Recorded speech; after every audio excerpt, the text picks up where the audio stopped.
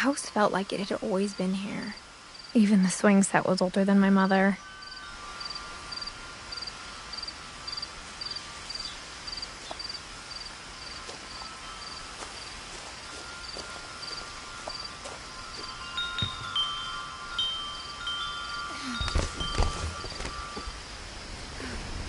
Crawling through the doggy door used to be a lot easier when I was 11.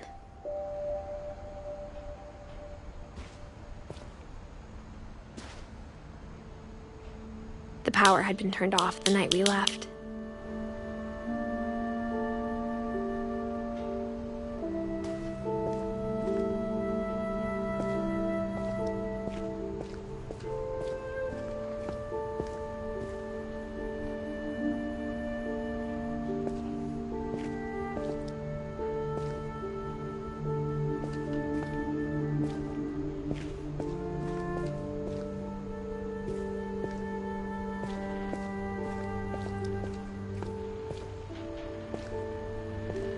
For the first time in years,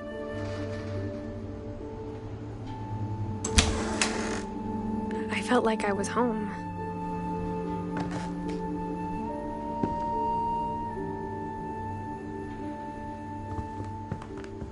But instead of a family, there were just memories of one.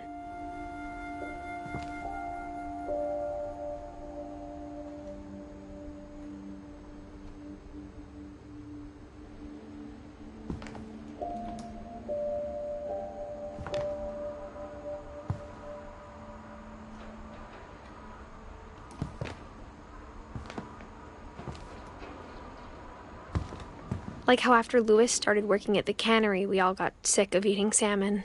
Except our cat, Molly.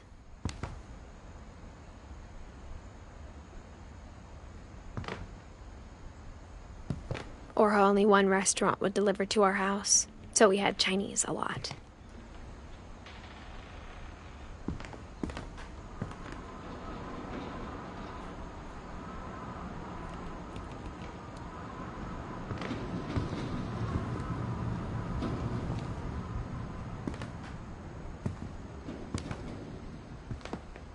Nothing in the house looked abnormal. There was just too much of it, like a smile with too many teeth.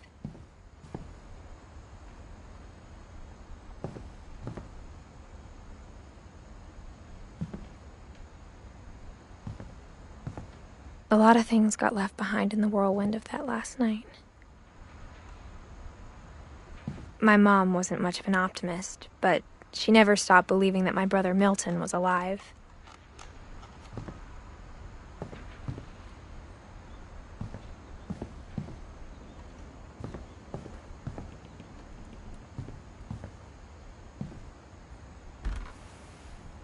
Edie told me once that every Finch who ever lived is buried somewhere in the library.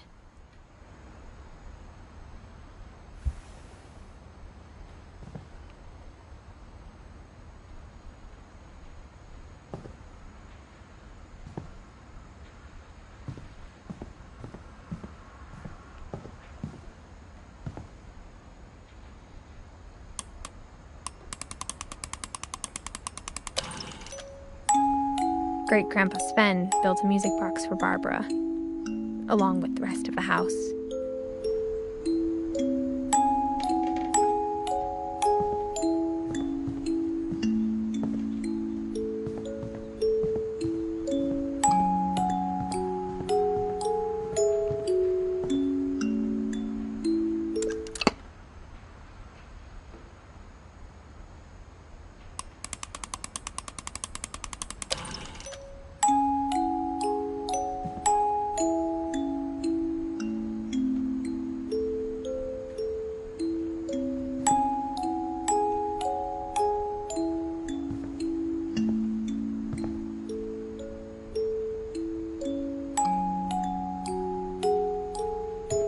Mom always told me to stay out of the basement, so I wasn't too surprised when the key didn't fit.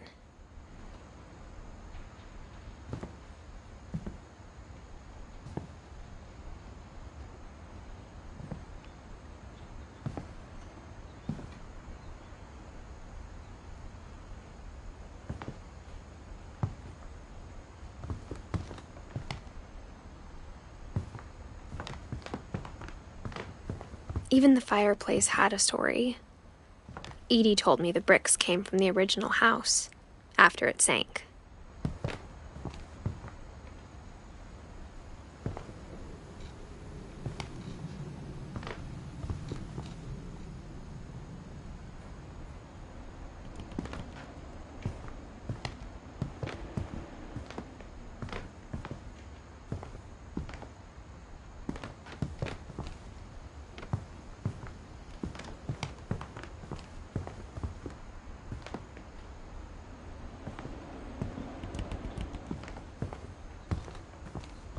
The table was still a wreck from the night we left.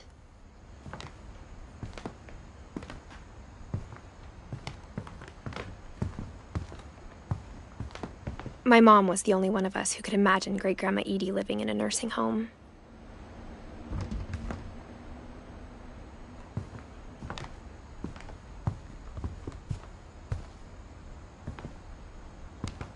It was like a bomb had gone off, killing everyone but sparing the furniture.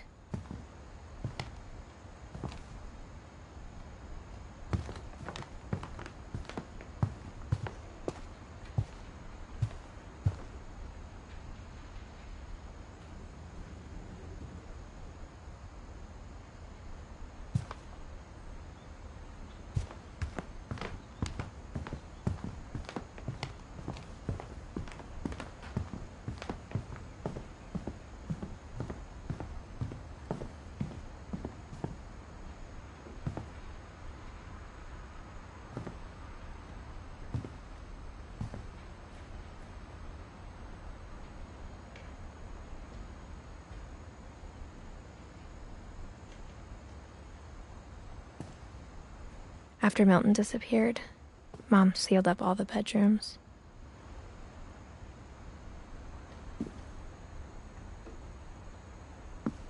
Then Edie retaliated and drilled peepholes.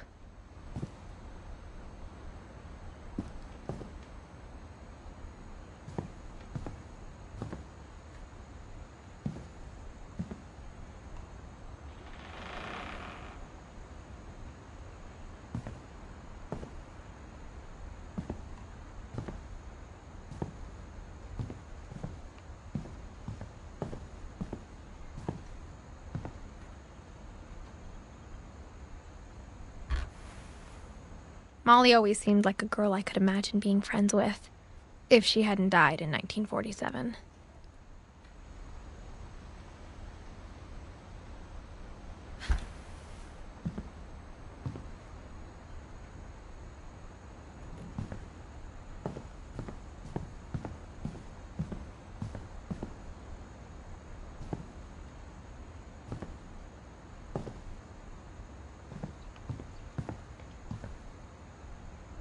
Whenever people ask me about my family, the first thing they always want to know about is Barbara.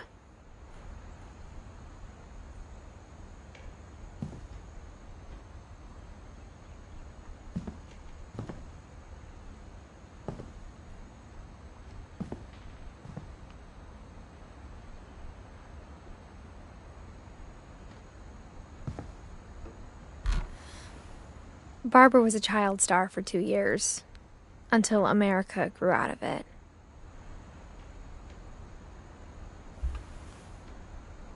Edie's father, Odin, built the original house.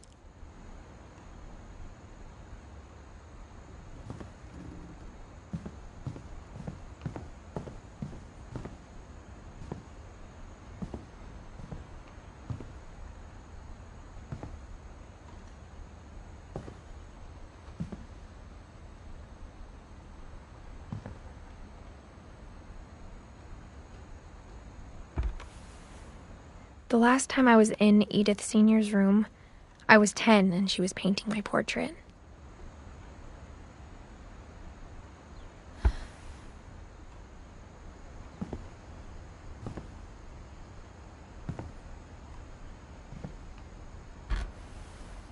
My Grandpa Sam spent 7 years sharing a room with his dead brother, Calvin.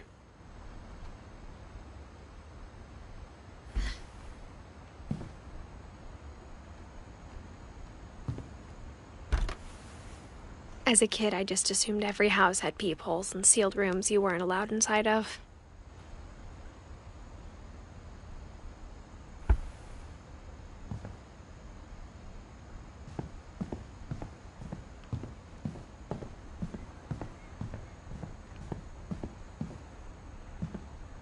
I spent a lot of time playing in Great Uncle Walter's room. I think my mom sometimes regretted not sealing it up.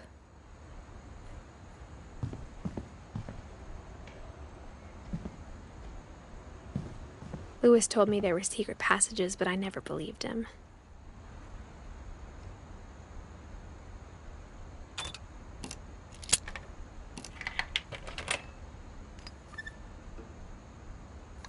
Turns out, my mom was really good at keeping secrets.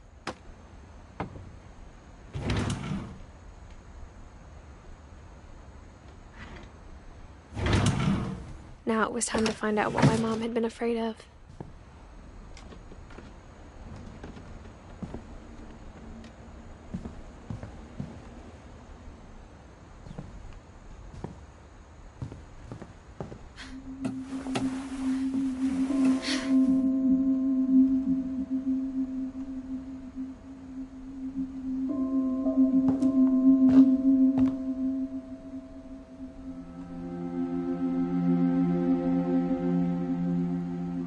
From the paintings on the wall, it was clear my brother Milton had been here before me.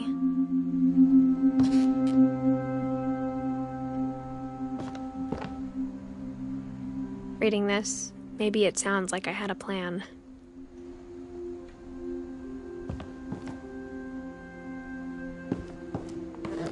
But I had no idea what was behind that door.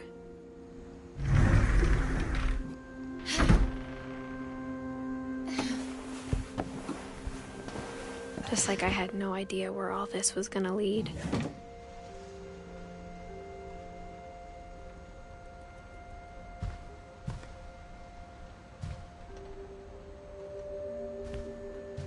I grew up looking at Molly's room through the peephole. Being inside for the first time, I felt like I'd stepped behind a painting.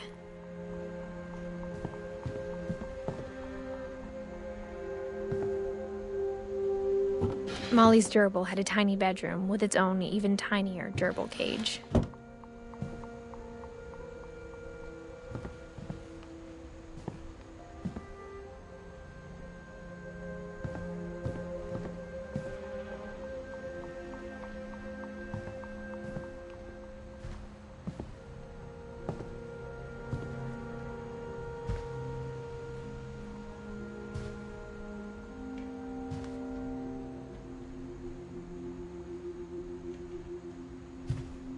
I got the sense Edie had spent a lot of time here, before my mom sealed the doors.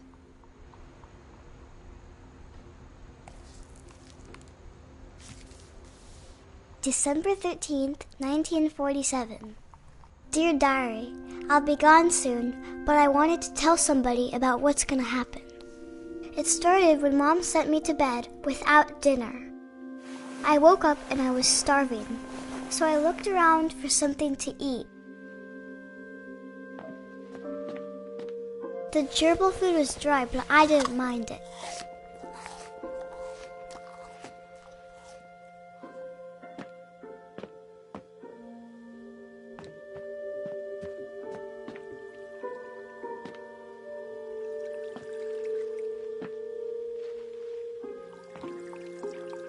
I thought about eating Christopher, but I held back.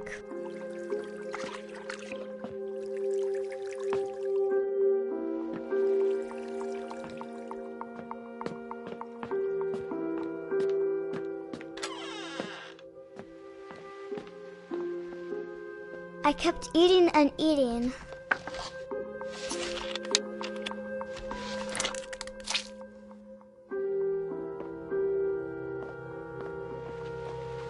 I ate a lot of things that night.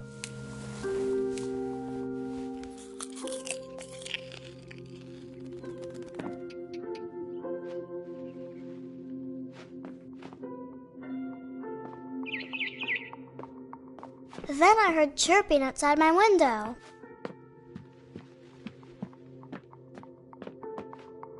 Halloween candy was all gone. Mom, can I come out now? Sweetheart, it's late. Go to sleep.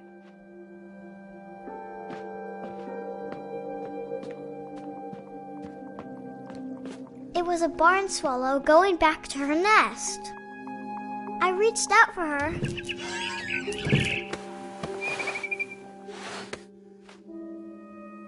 And suddenly, I was a cat.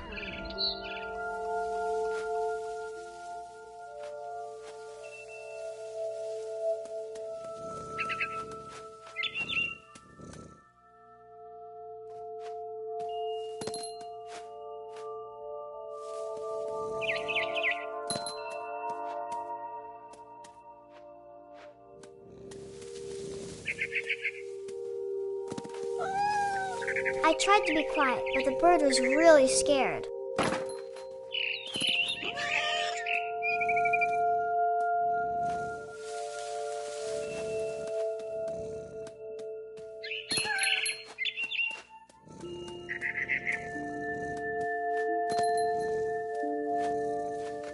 Mom and Dad didn't even look at me.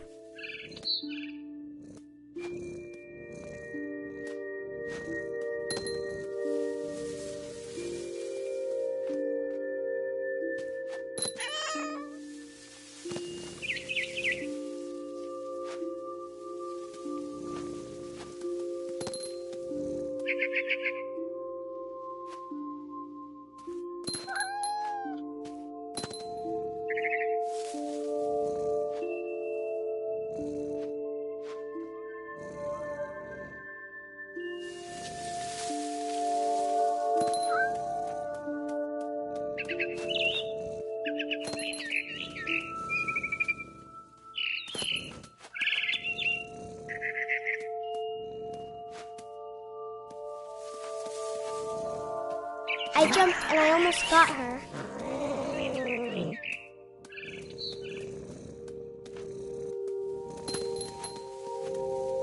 I could tell she was getting really tired.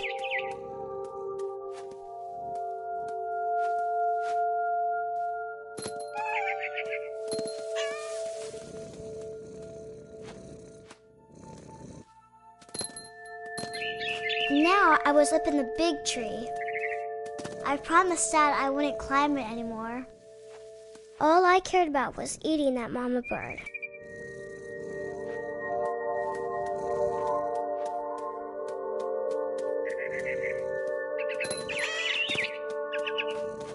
I gobbled her up. And suddenly, I was an owl. First, all I heard was the wind. Then I heard little teeth nibbling in the grass.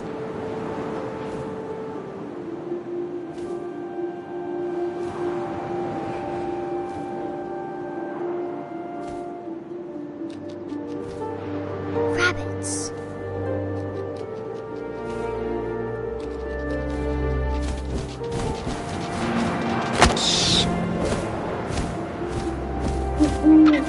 I imagined his face looking up and seeing mine through my talons. I swallowed him up, and I didn't chew one bit. Then I flew off to find something bigger.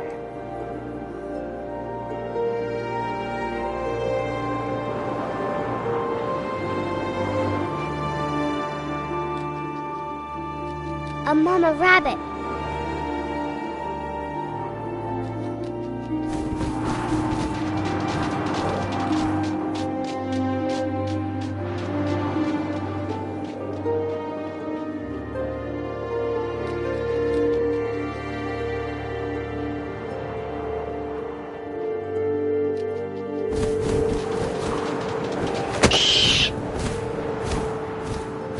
She was almost too big to carry. I started choking, but I couldn't stop eating. And suddenly, I was a shark.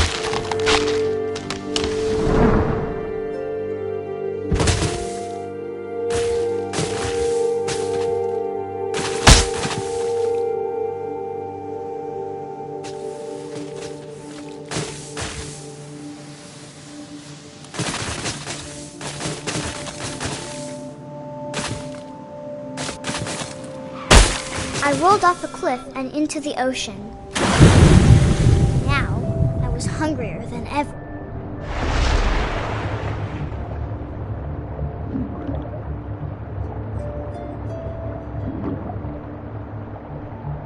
I wanted fat, juicy seeds.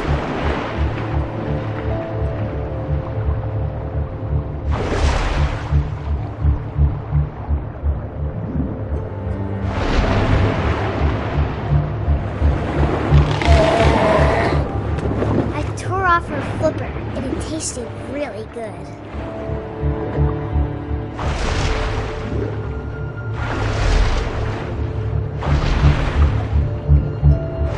I grabbed on tight.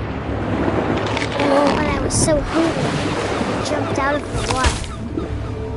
When I opened my eyes, everything had changed.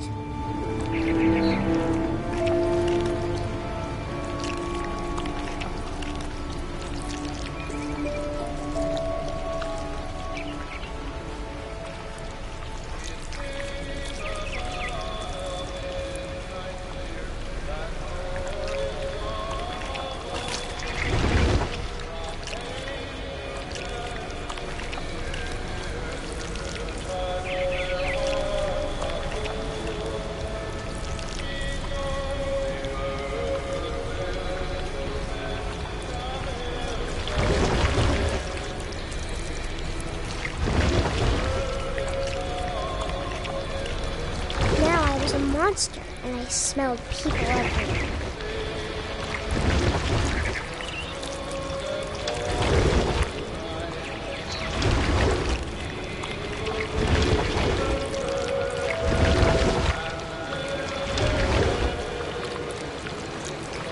I was big, but I moved real quiet.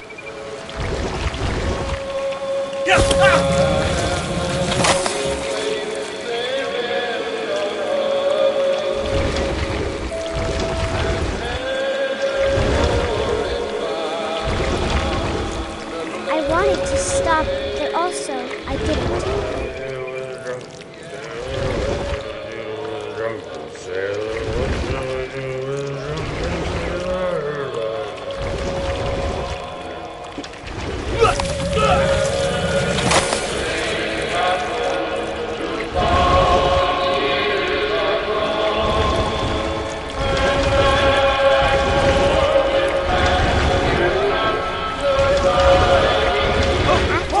Passenger, I was still hungry. And across the water, I smelled something new. Something I had to have, so I swam towards it.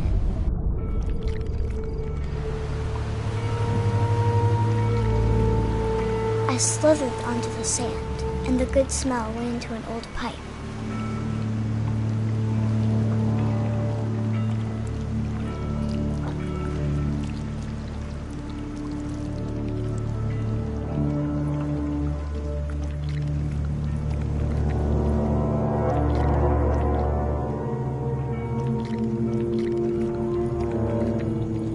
I got closer and closer.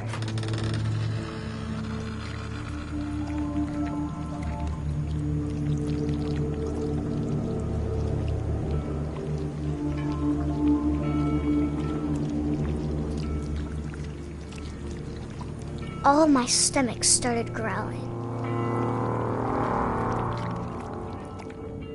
And suddenly, I was me again. I held my breath for a long time, but I couldn't hear anything. I think it's waiting for me to fall asleep. But it's not going to wait much longer. It needs to feed, and we both know I will be delicious.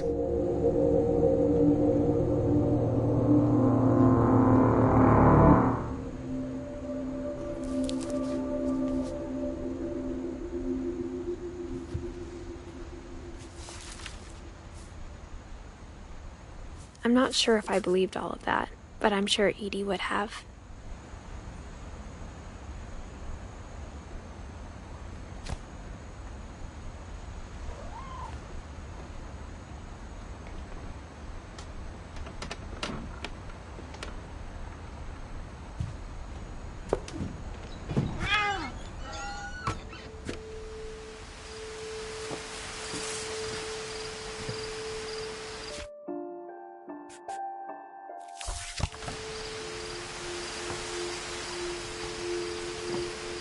This will be obvious later, but my mom never told me any of these stories. Edie would have, but Mom didn't like bringing up the past.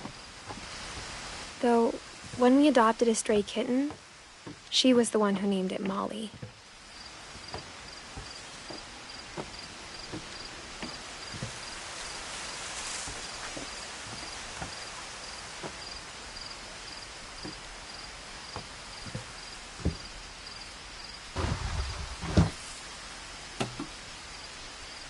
I spent a lot of time in Great-Grandma Edie's room.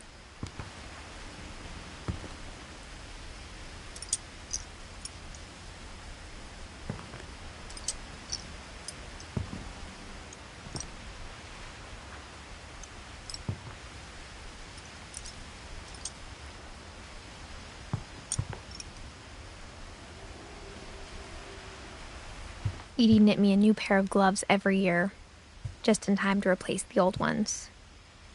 Louis died a week before we left, but Edie had already started to memorialize him.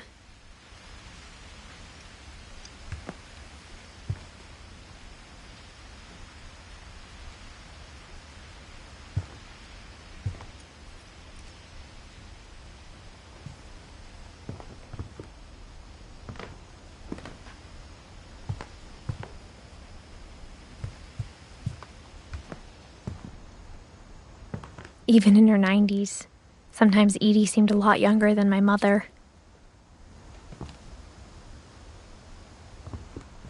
When Edie told people Sven was killed by a dragon, she could also have said he was building a dragon-shaped slide that collapsed. She could have, but she didn't.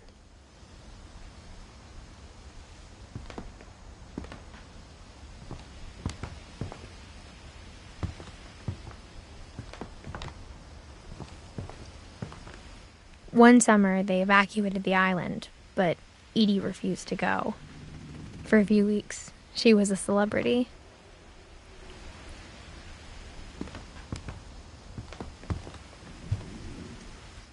I hadn't thought of myself as Edith Jr. for a long, long time.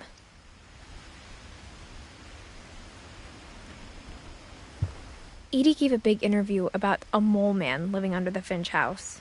My mom was furious.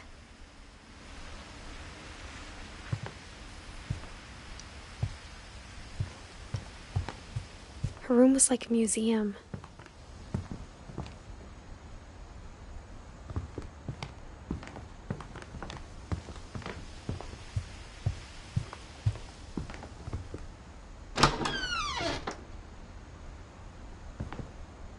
The only trace Grandpa Sam's first wife, Kay, left on the house was the pink bathroom.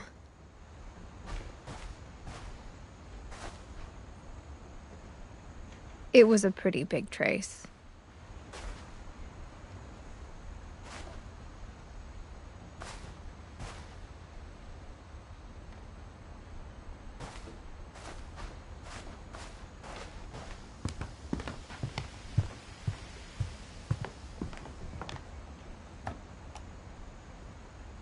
For 500 years, the Finches have been famous throughout Norway for their fortune and misfortune.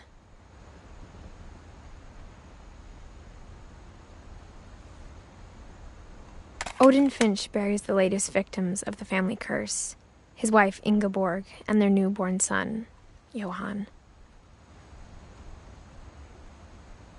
On January 7th, 1937, he set sail with his family and his house, hoping to leave the curse behind. But 40-foot waves off the coast of Washington send the house and Odin to the bottom of the sea. Odin's daughter Edie, with husband Sven and baby Molly, step ashore on their new home, Orcas Island.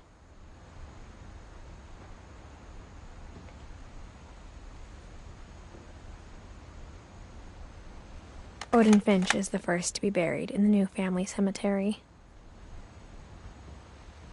His daughter Edie is already dreaming of a new Finch house.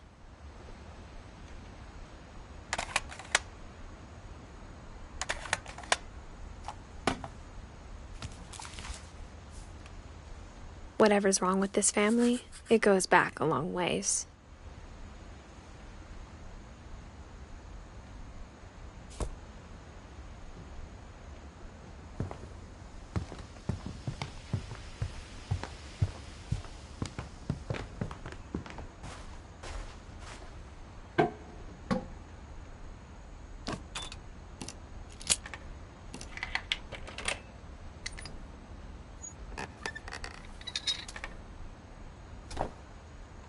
There's a secret in this bathroom.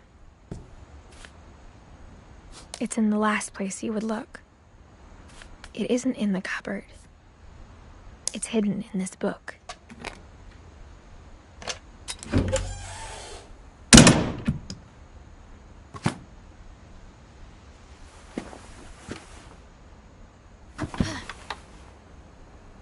Sven gave Sam an old camera he'd refurbished. He never put it down.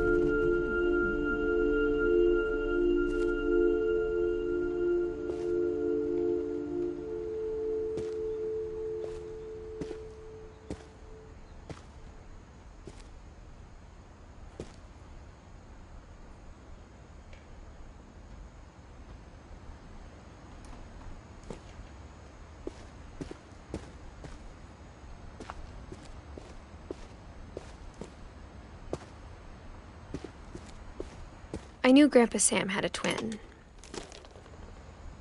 and that he never talked about him.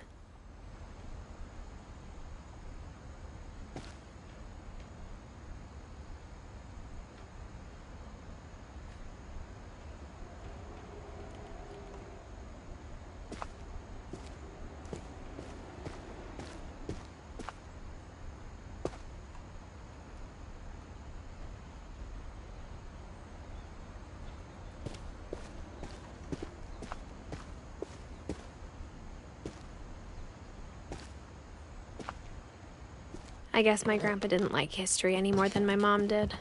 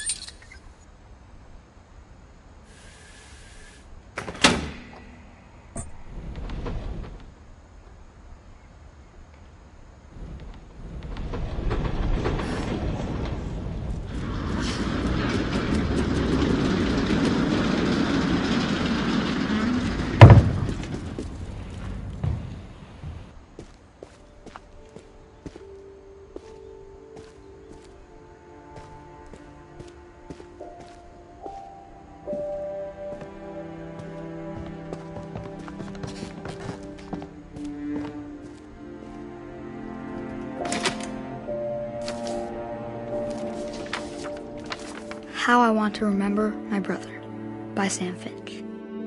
The thing I remember is that when he made up his mind, that was it.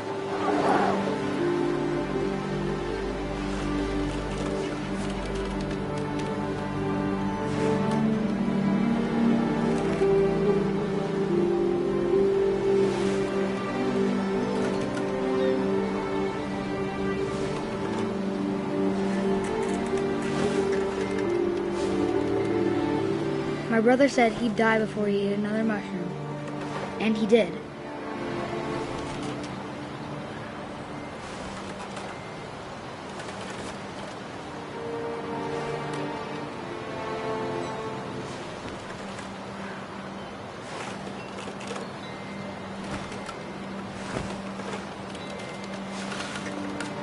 At Barbara's funeral, we swore we'd never be afraid again. And he wasn't. I think Calvin always wanted to fly. Sam! Calvin! Dinner's ready! Coming! But that day, he finally made up his mind to do it. I told him going around was impossible. Maybe if I hadn't said that, Calvin! I'm not gonna tell you again! maybe if the wind hadn't picked up, then maybe he'd still be here. But I doubt it.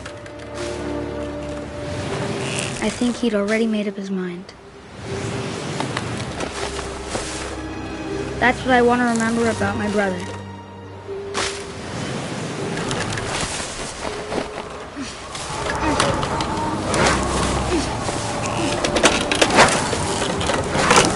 The day he made up his mind to fly. And he did.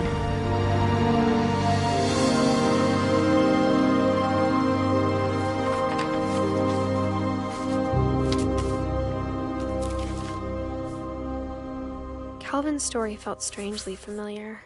When I was younger, I remember trying to do the exact same thing.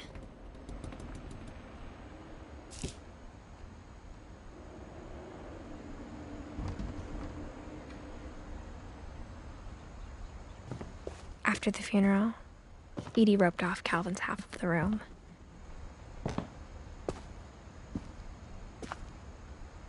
Mom said Grandpa Sam enlisted at 18 and never set foot in the room again.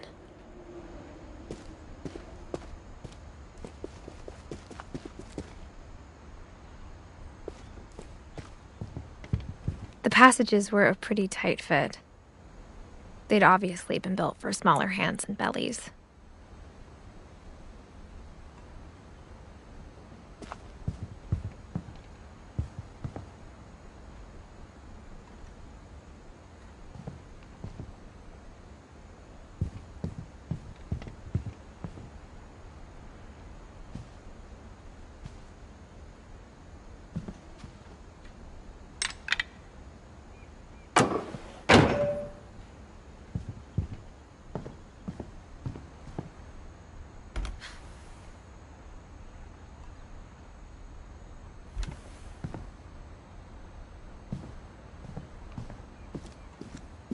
Mom must have locked the third floor stairs on the night we left.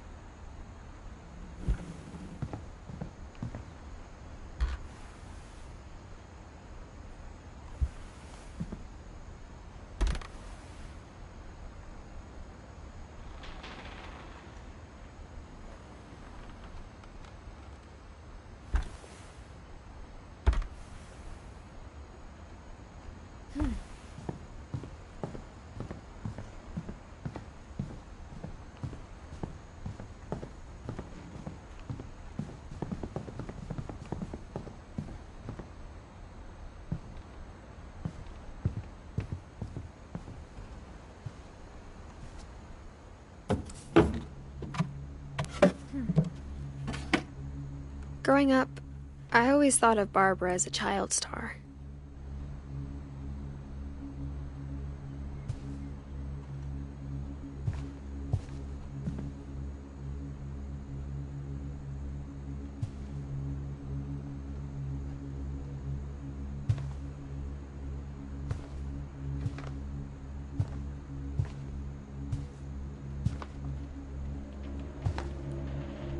I never thought about how hard it must have been for her afterwards.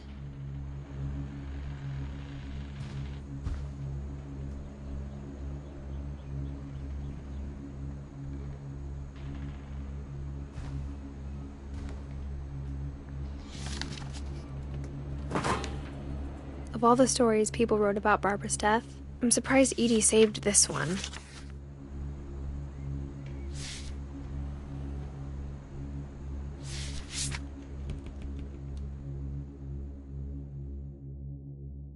Old Jack here with another ghastly tale inspired by America's most unfortunate family.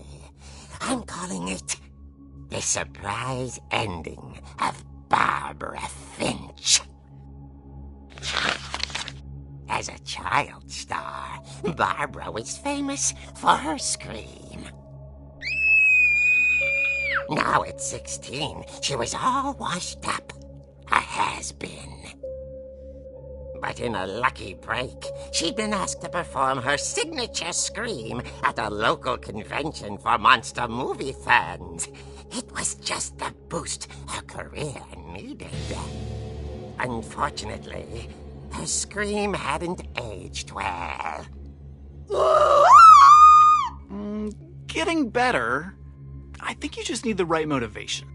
Her biggest fan and current boyfriend, Rick, was about to demonstrate when... Now that was a great scream. It was Barbara's father, Sven. He'd slipped into a table saw and had to be rushed to the emergency room. So Barbara got stuck babysitting her youngest brother, Walter. Her convention comeback was cancelled. Okay, I'm hearing frustration, but I'm not hearing terror. What if I tried... A gang of hoodlums in Halloween masks have been terrorizing Orcas Island tonight. Police are urging residents to... That came from the basement. You're right! Also, I loved your delivery on that. Why is your basement door locked? Because my dad likes making puzzles and secret passages. There's a key hidden in the music box. The secret is to keep winding and winding until finally the key pops out. Thanks, babe. I'll be back in a sec. 20 minutes later, Rick hadn't returned. So Barbara went to look for him, right on cue. She reached for the music box. And as she wound the key, she listened for Rick, but the house was silent.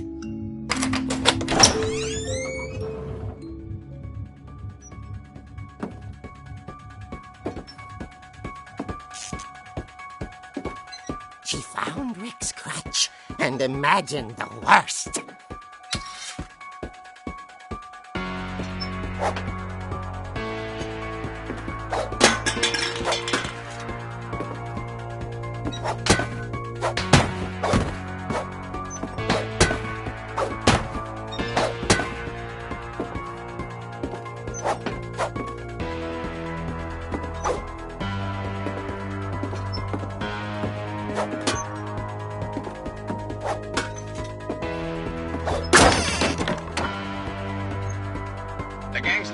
Infamous Hookman killer, Dr. Carl Hamill, who impaled and then ate his family 10 years ago tonight.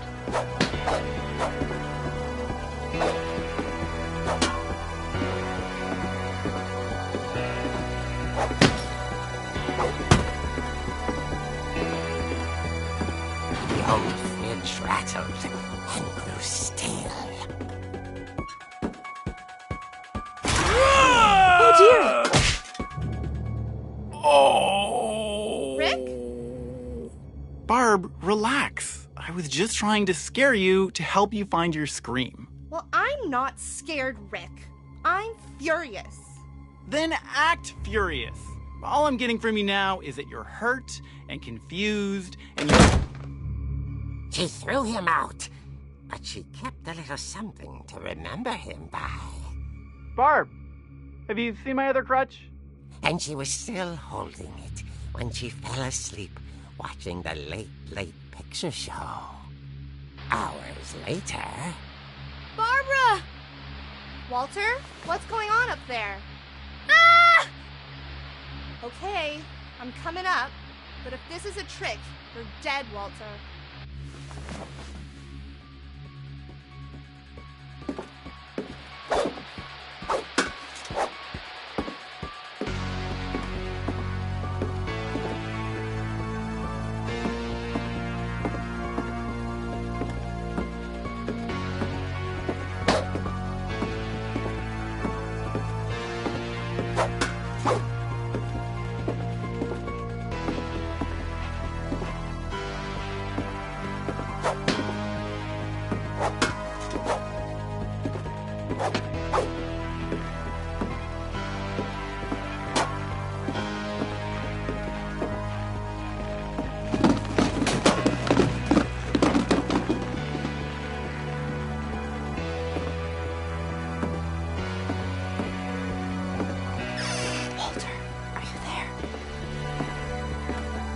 Walter had vanished, but his bedside radio was still on.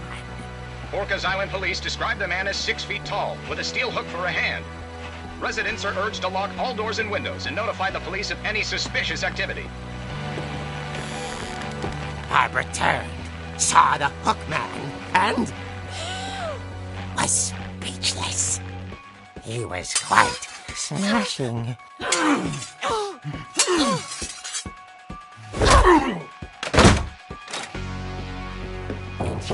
he was, he couldn't get enough of Barbara. Okay, Barbara, there's gotta be another way out of here.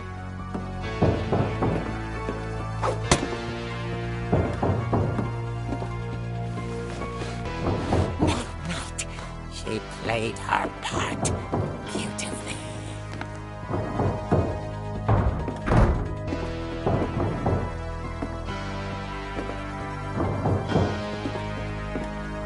She thought about abandoning Walter, but just couldn't do it.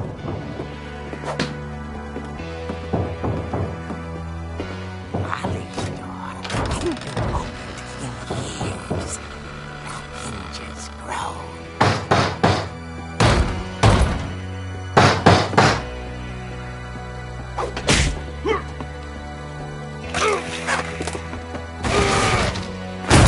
He wasn't moving, but she sensed the story might not be over yet.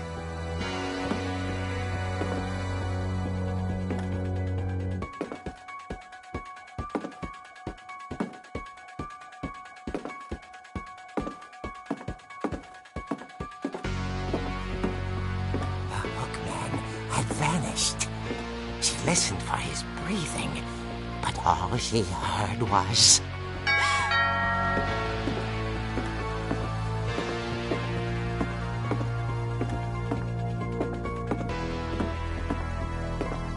At the door, she heard whispering.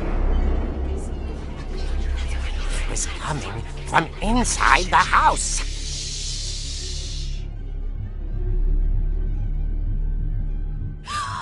Oh dear.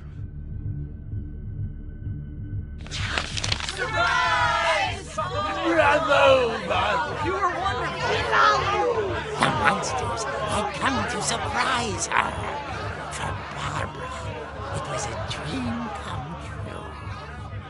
Then she saw what kind of monsters they were, and she realized what was about to happen. She was going to be famous. And with her final breath, Barbara Finch gave the performance of her life.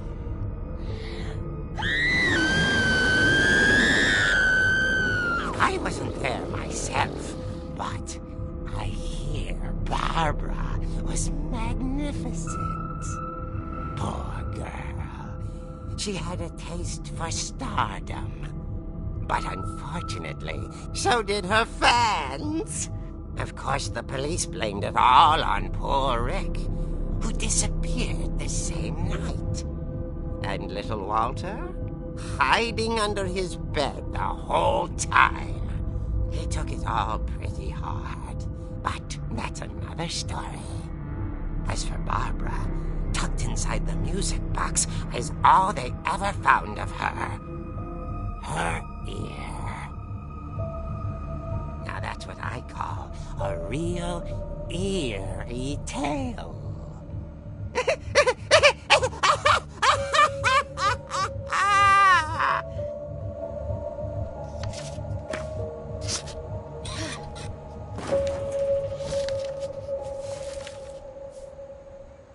Edie told me all Barbara wanted was to be remembered, as absurd as that comic was.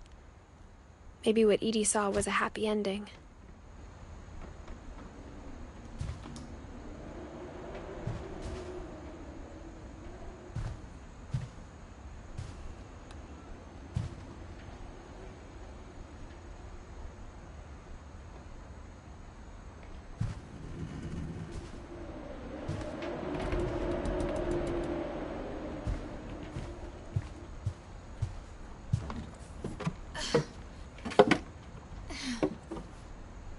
I guess now I know why Mom didn't like me playing with the music box.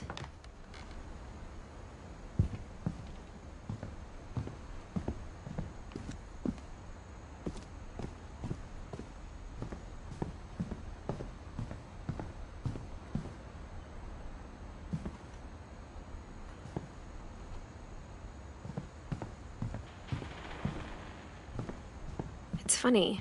All those times I played with the music box and never found the basement key.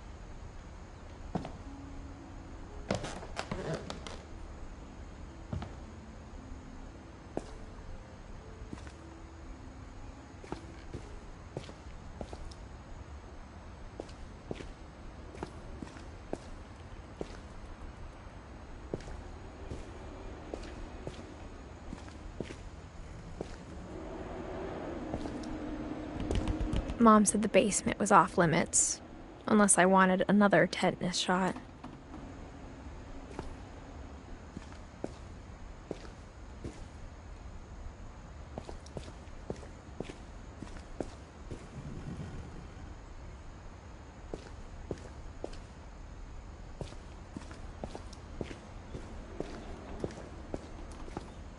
I saw Edie sneak down to the basement once, carrying packages.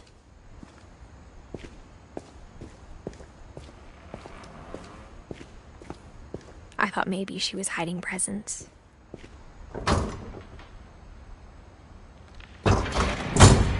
It turned out she was hiding a lot more than that.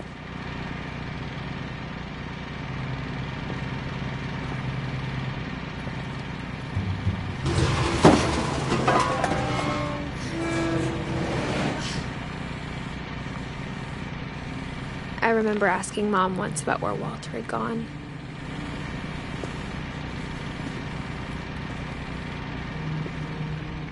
She said after Barbara died, he got as far away as he could.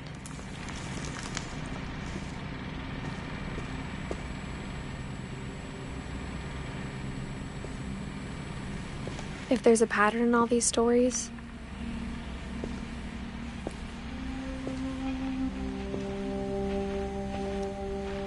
I think it's that none of us has gotten very far.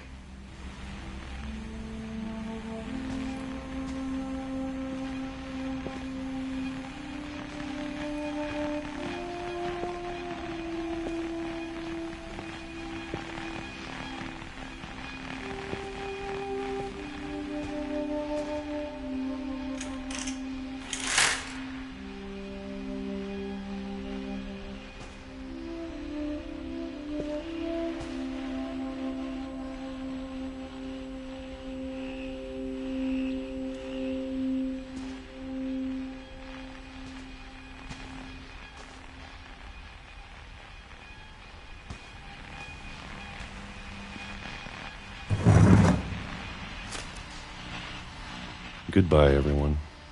I can't believe I've been down here for 30 years. On that first day, after the shaking started, I didn't think I'd survive the week.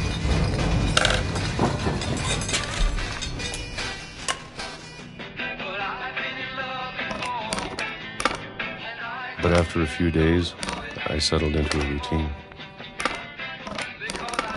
That's what kept me sane. Having a schedule, living for today. I always expected to be dead tomorrow. But if you wait long enough, you get used to anything.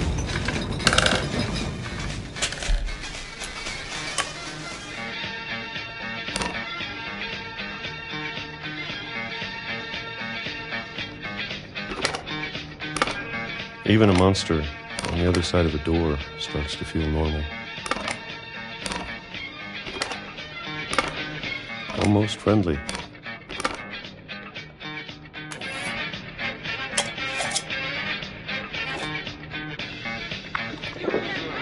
And then one day, everything just stopped.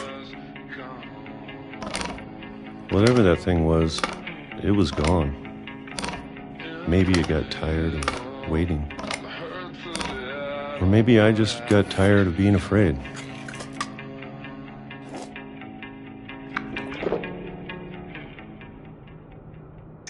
It's been a week now, the longest in 30 years. I'm done waiting. I have to leave while I still can.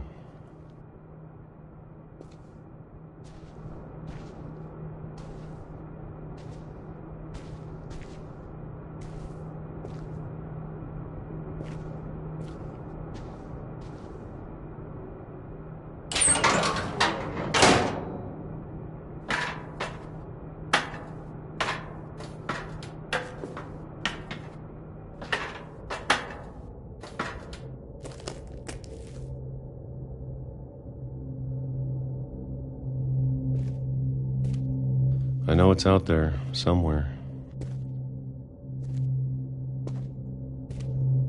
Whatever killed Barbara and Molly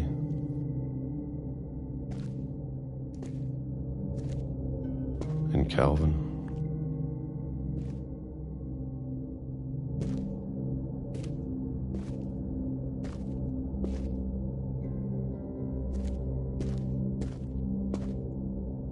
Maybe this is all a mistake.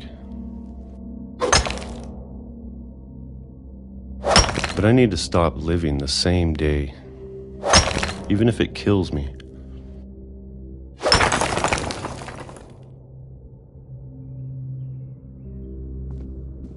Whatever's out there, I want you to know I'm ready for it. I'm going to appreciate all of it, especially the food. I don't mind if I only have a year left, or a month, or a single week. I'd be happy with one new day. I can already imagine the sun on my face.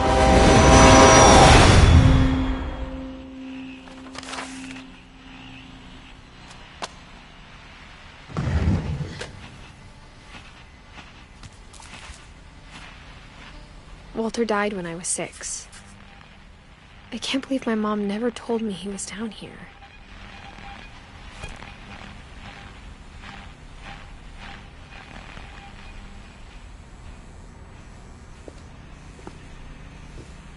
I'm sure my mom was trying to protect me.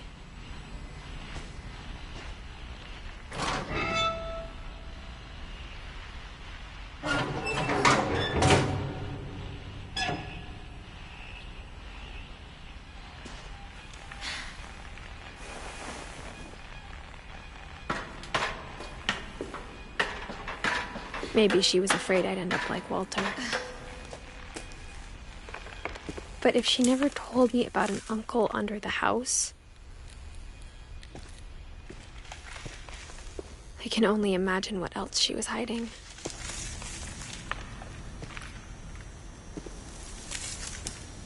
I don't want to make the same mistakes she made. Trying to bury something that's still alive.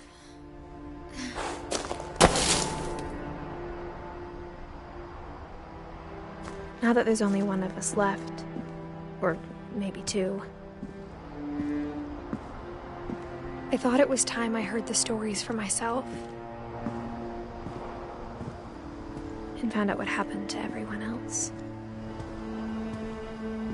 But now I'm worried the stories themselves might be the problem. Maybe we believed so much in a family curse, we made it real.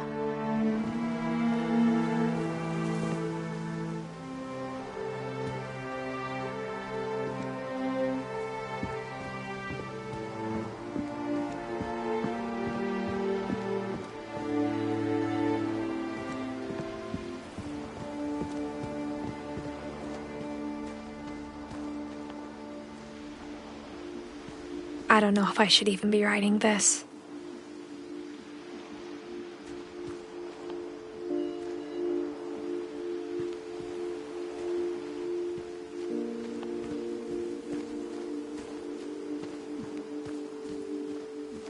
Maybe it'd be better if all this just died with me.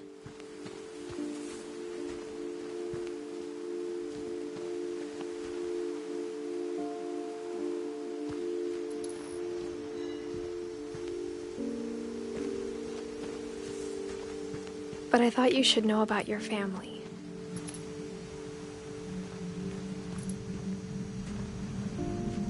And the history you're a part of.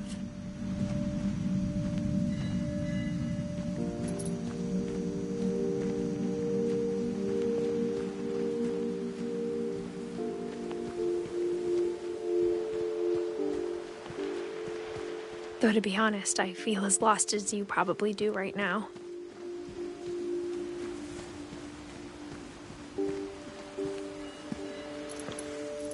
I think the people in these stories believed them, for what that's worth.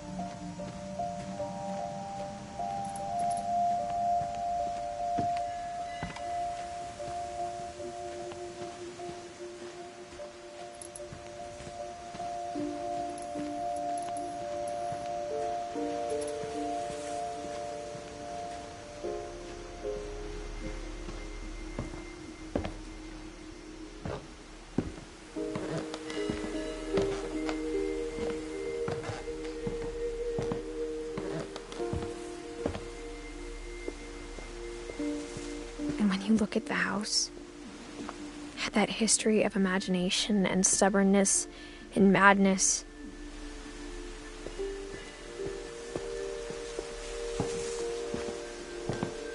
Any of it seems possible.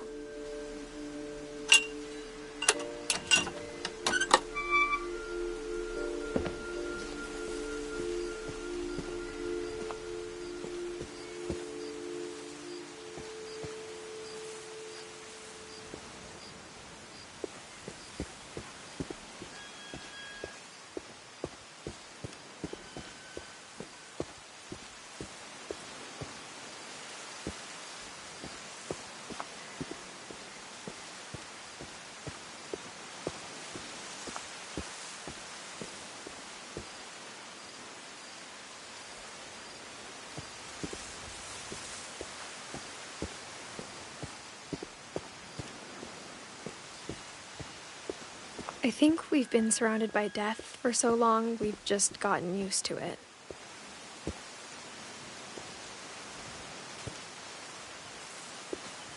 What kind of family finishes building a cemetery before starting the house?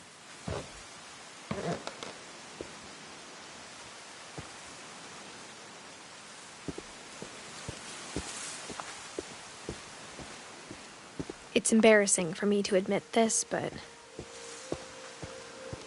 the pet cemetery made me more uncomfortable than the human one. 3 of the gerbils were mine, and 2 had been my fault.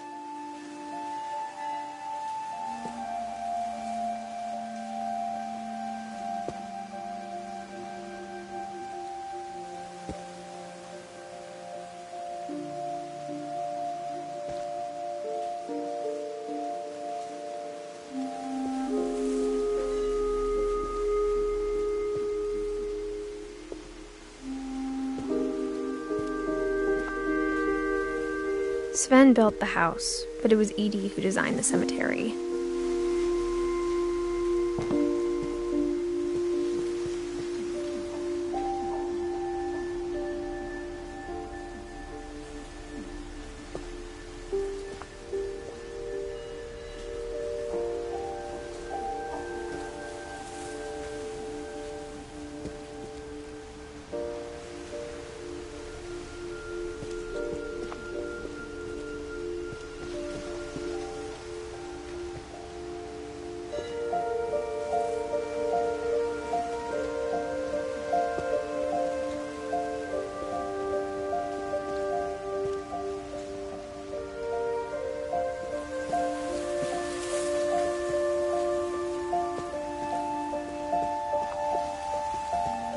I'm sure Odin's monument had been Edie's idea. My mom was always trying to move on, but for Edie, the past never went away.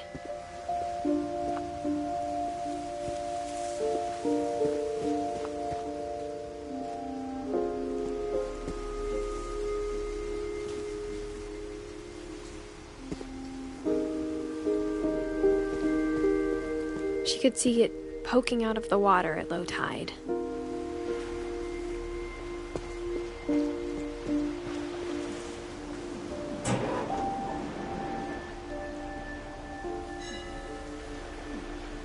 Edie said she dreamed about the old house every night.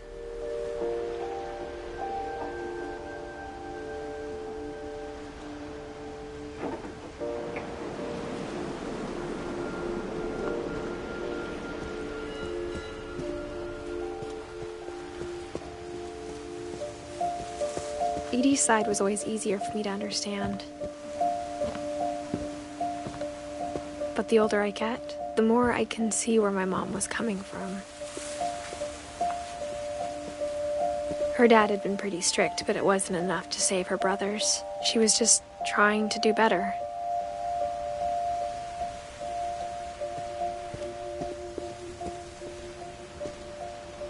She lost 2 of her brothers, just like I did.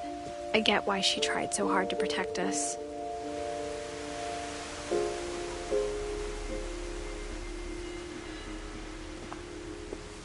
We never found Milton's body, so my mom insisted we were putting up a monument, not a tombstone.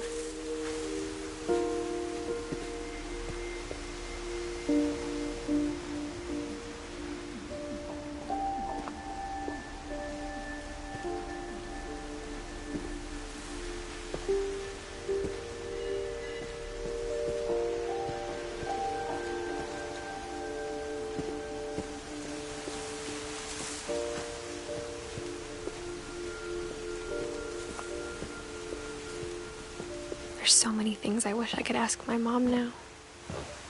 Part of me thinks this is what she wanted all along. For me to come back someday and find everything out for myself.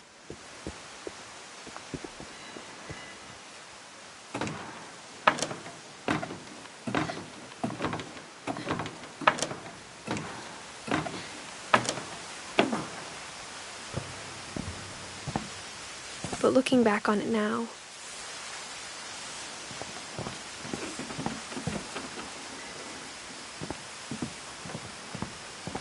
if she told me there was going to be so much climbing, I never would have come when I was 22 weeks pregnant.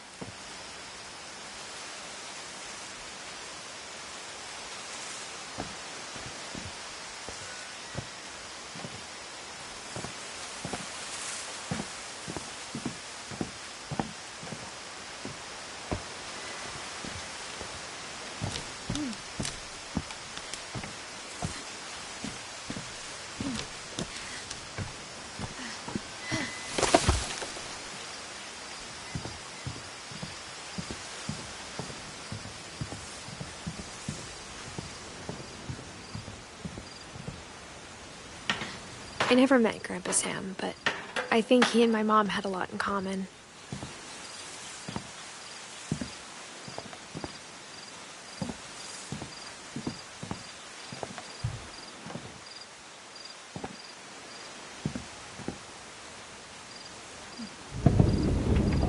They were both pretty intense.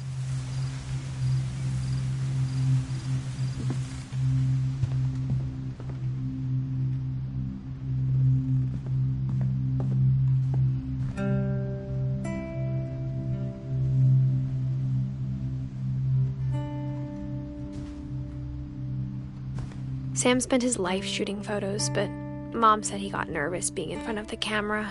I guess we're all afraid of something.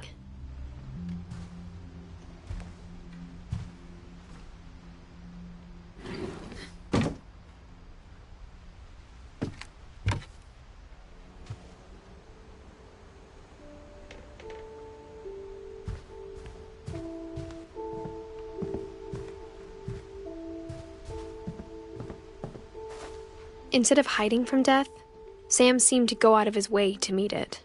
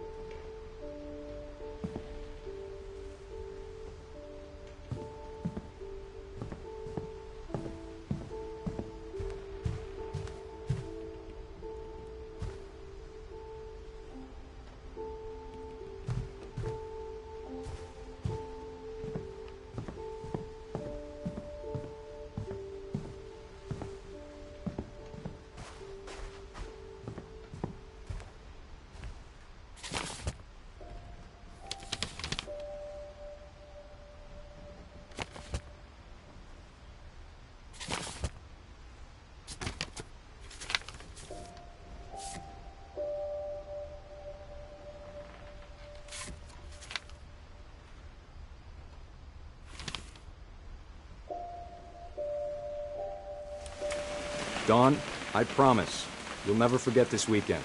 Yes, sir. These memories are gonna last a lifetime. Mm-hmm. Am I gonna have to shoot anything? It's a hunting trip, Dawn. Shooting is strongly encouraged.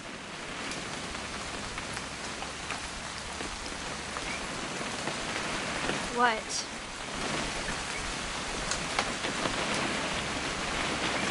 It's too early, Dad.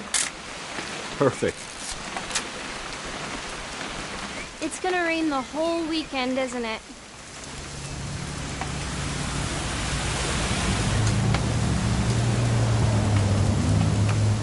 I will never forget this weekend, Dad. That's the spirit.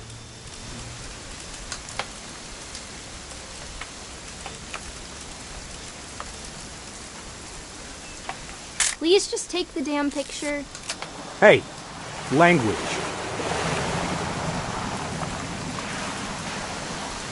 Did you want to get a picture of me or what? Come on already. Smile, Dawn. Okay, got it. I'm gonna take some pictures, okay? Just be careful. That camera's older than you are.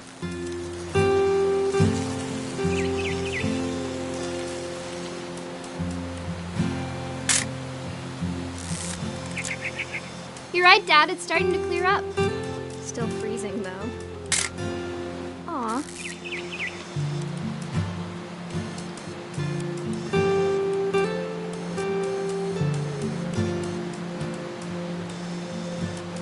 Definitely should not have drunk all that coffee. Hold still while I take a picture of you. Hey! That's a keeper. I'm just saying, I'm not always gonna be here, Dawn. You'll need to remember this stuff, if you want to survive.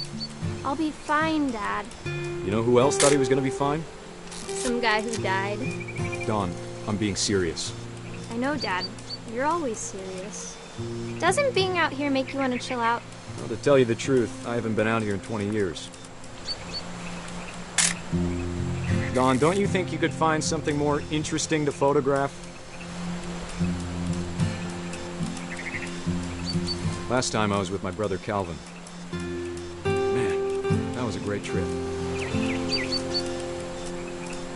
Your grandpa's Fen taught us how to fish, how to build a fire. We found an old logging trail. There were deer everywhere.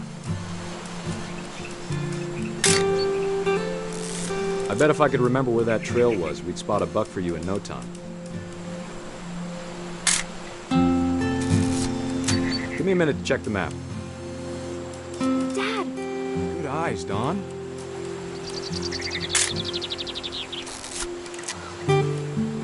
Before you take the shot, let me get a picture of you.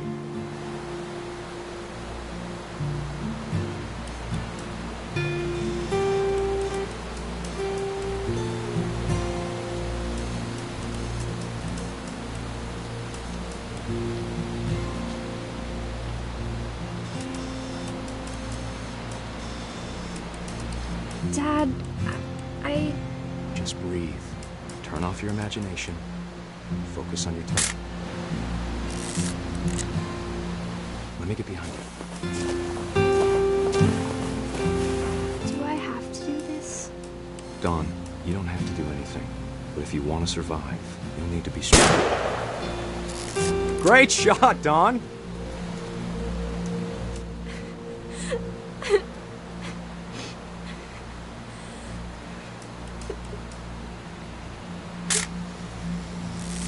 I'm proud of you, Dawn. Always remember that, okay?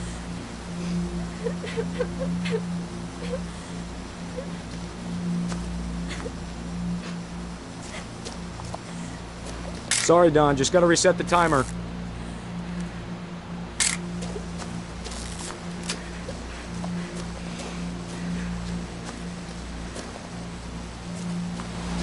Dad, it's twitching.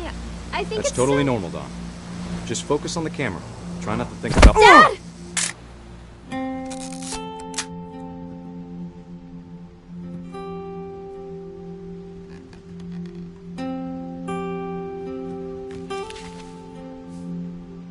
Of all these stories, that's the one I wish most that my mom had told me.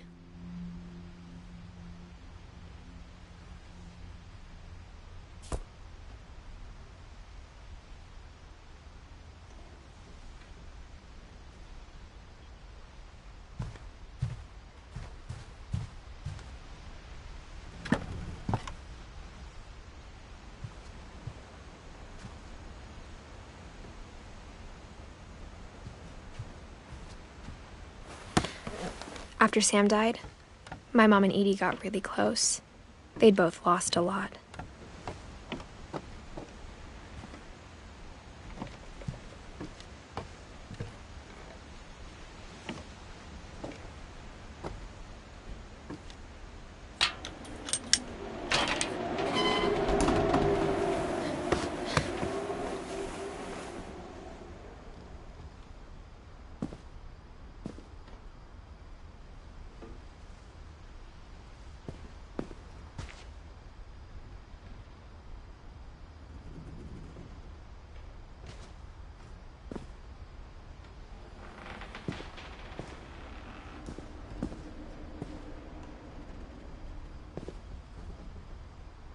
I can't imagine my mom ever writing poetry, and yet...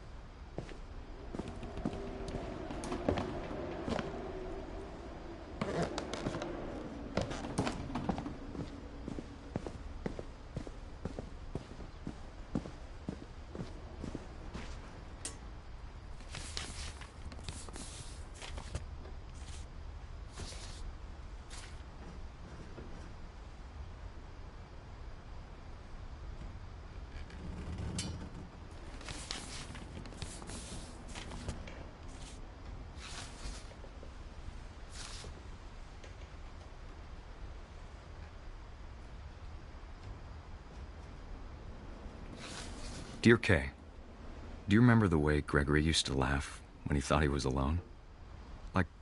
Something funny was happening, but only he could see it. I think he saw things the rest of us don't.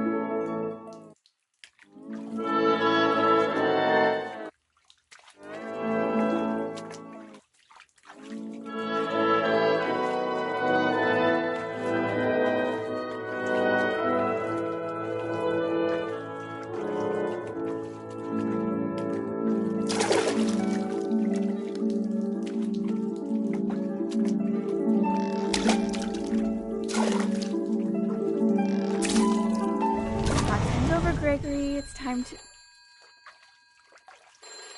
Hold on, sweetie. Hello? Sam, I told you I don't want to talk right now. I wonder what he saw. What his world was like.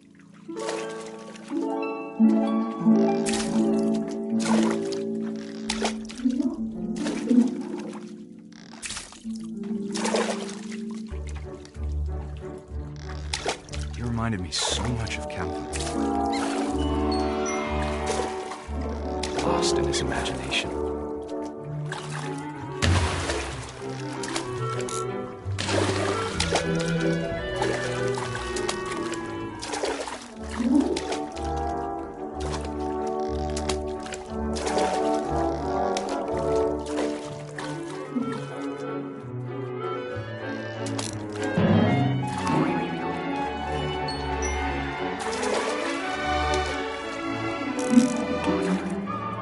Silly it sounds.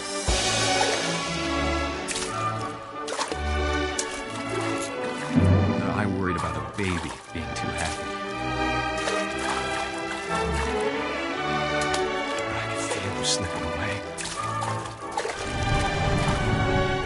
Sorry about that, Gregory. I know you did everything you could. Maybe if I hadn't called that night.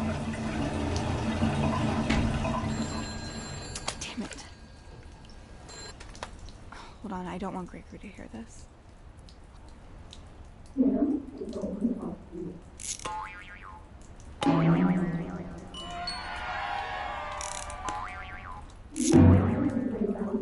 I wish he could have told us about the world he saw.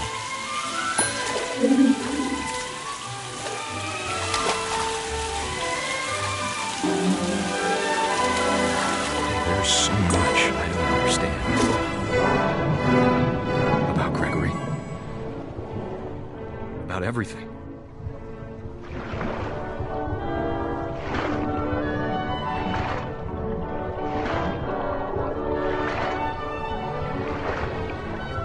But I know what happened wasn't your fault.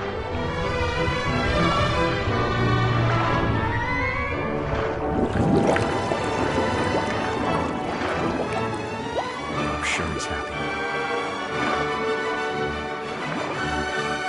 And he'd want you to be happy too. Good luck, Kay. Love, Sam.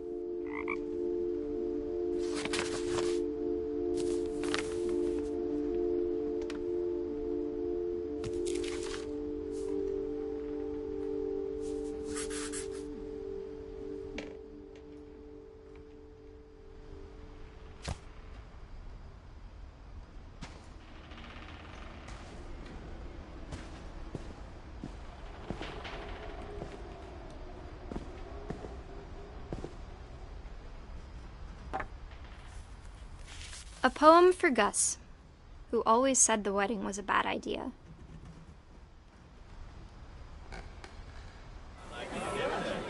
Our father never hit us kids, at least not very hard, before the day my brother said with teenage disregard that he'd be dead before he'd see a wedding in our yard.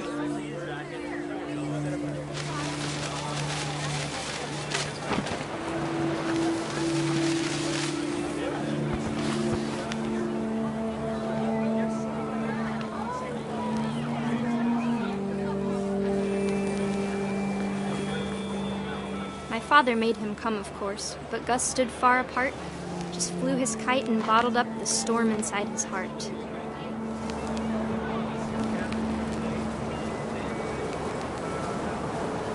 tried to talk him out of it, but though he'd never met her. "We don't need a stepmom," were the words that I now pronounce you husband and wife. You may kiss the bride.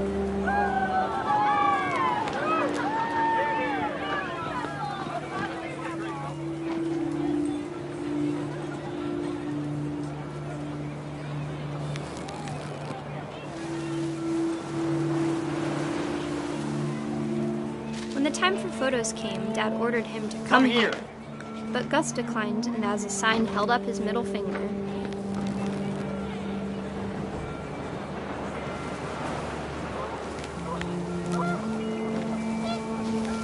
The wind picked up, and panicked geese appeared and quickly went. But all the humans did that day was go inside the tent.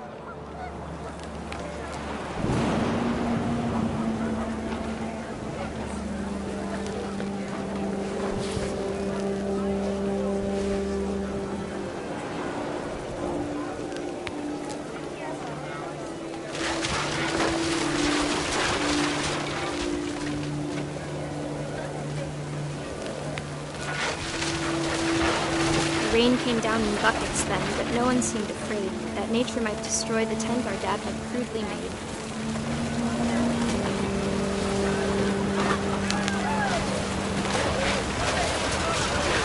The thunder sounded much too close and full of angry power, but all my father said to this was, "Make the music louder."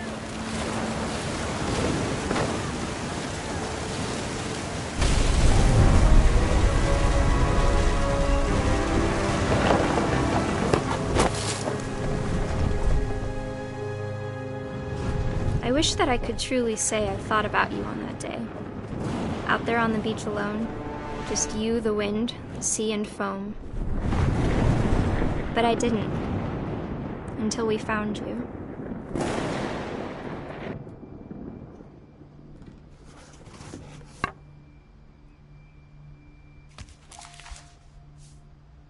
She never talked about him, but Mom told me once if I was a boy, they were going to name me Gus.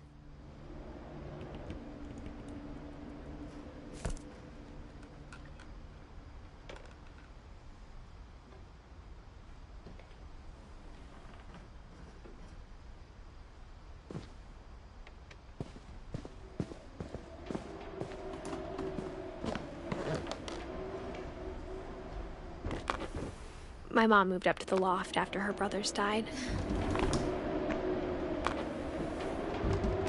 At the time, it was as far away as she could get.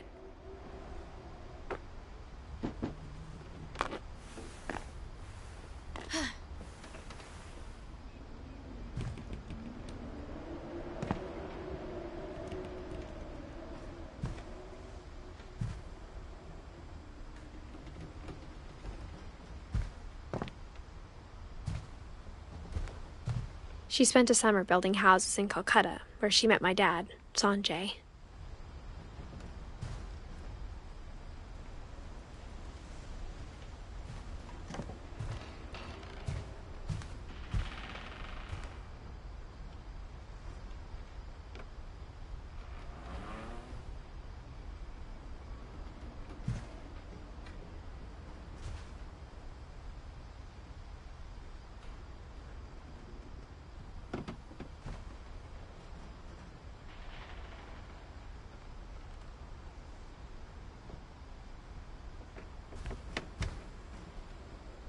Religion was another thing my mom never talked about, but I think it helped her a lot after her dad died.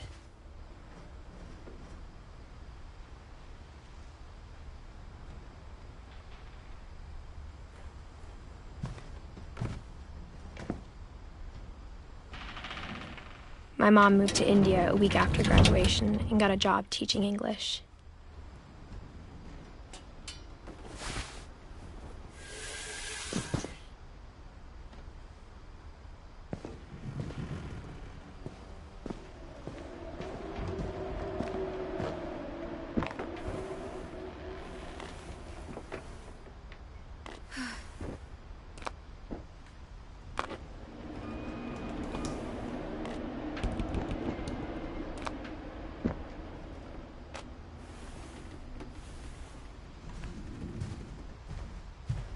Louis was born a year later.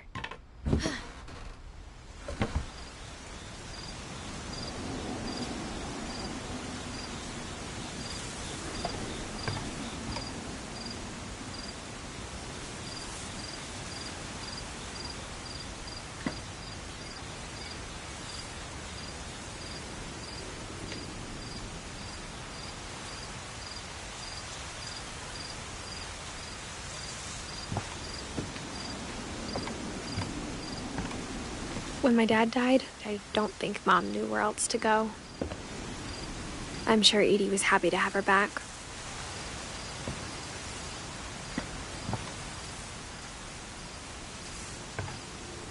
And to see kids in the house again.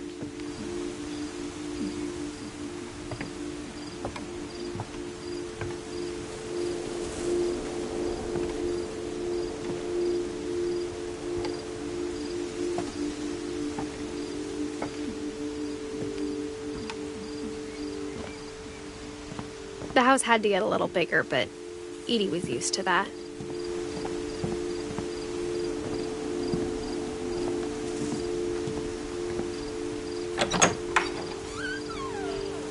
And for a while, things were good. Almost normal.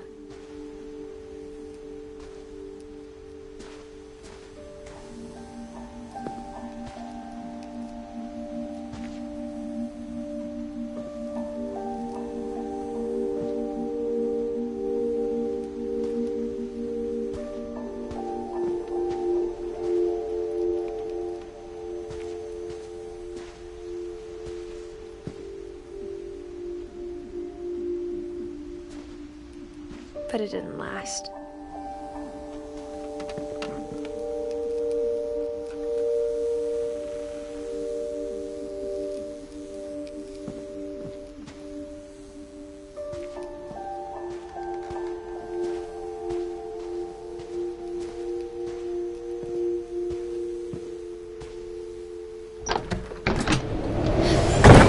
The beginning of the end was Milton's 10th birthday, when Edie gave him a castle.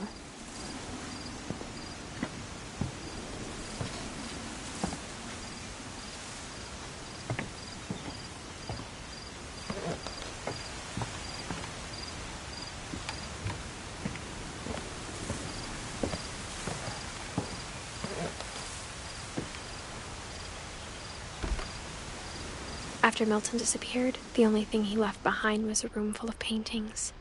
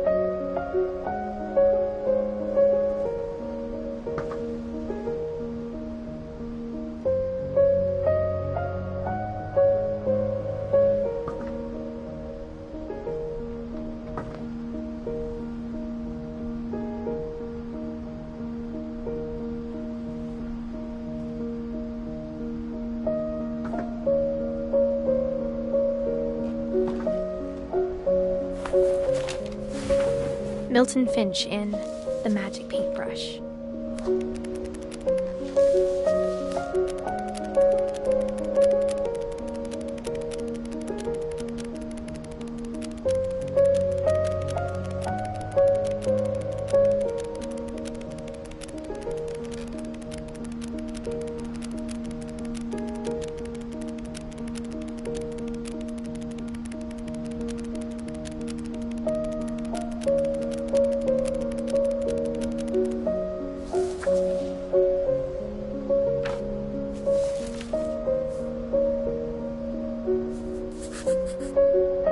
was 4 when Milton disappeared.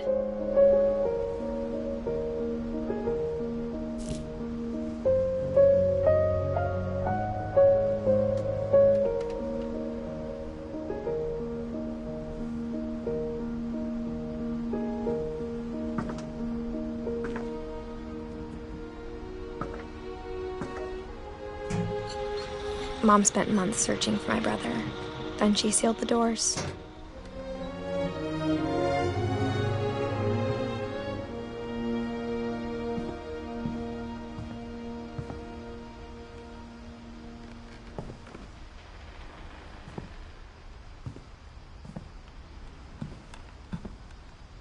Whatever Milton had found in the house, Mom didn't want it getting out.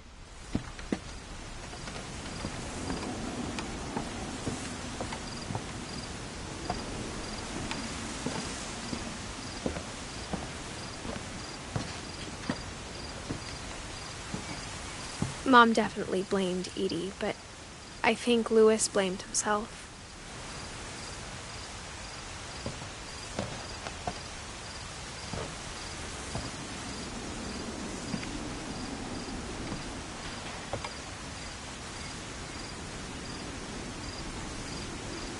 After he graduated, he just spent more and more time in his room, until Mom got him a job at the cannery.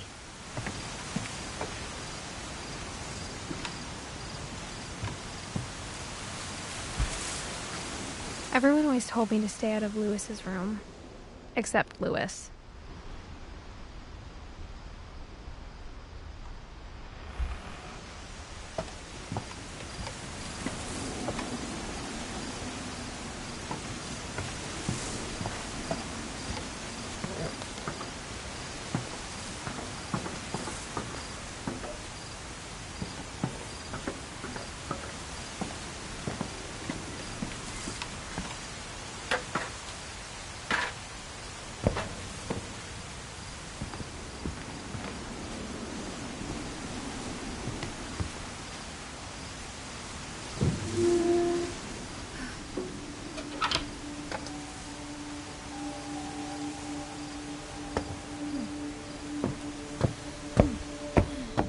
Louis's room smelled very, very familiar.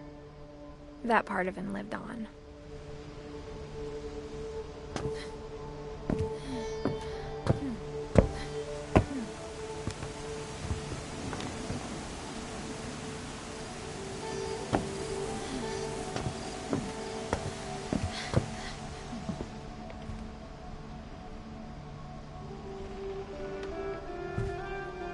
Louis and I spent a lot of time playing games together, but he was surprisingly bad at them.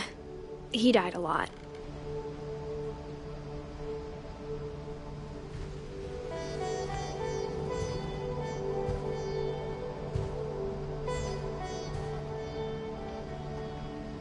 He was so proud of being Indian. I think for him, it was a way to be something other than just a Finch.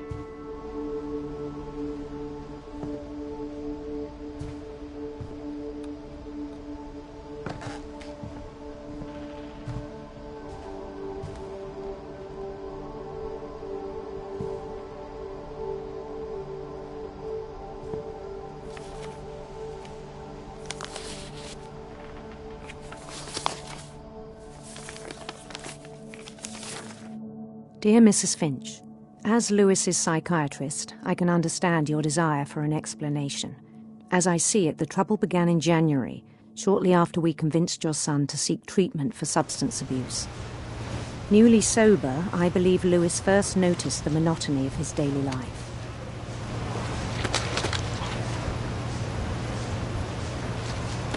He kept working at the cannery, but he withdrew part of himself. In our sessions, I saw the same behavior. His mind began to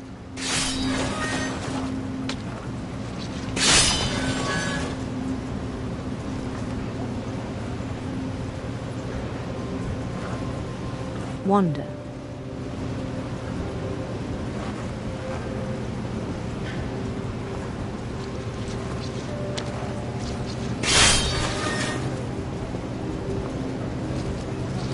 I asked him to describe it.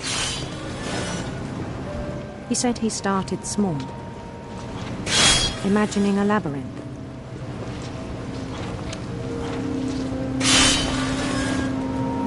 He'd feel his way about.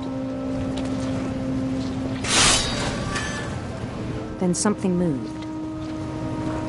Bats. And toads.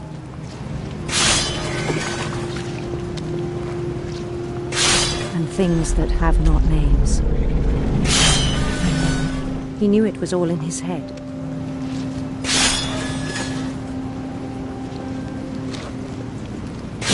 But he took it very seriously. I had hoped he'd find himself.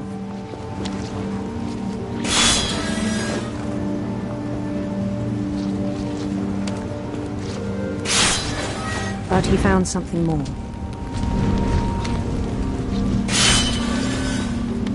I worried about him then. Daydreaming at the cannery.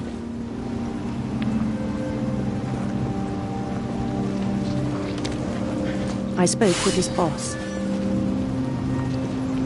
But he said Lewis had become a model employee. Methodical, tireless, focused. Like a whole new Lewis. So I let him go on.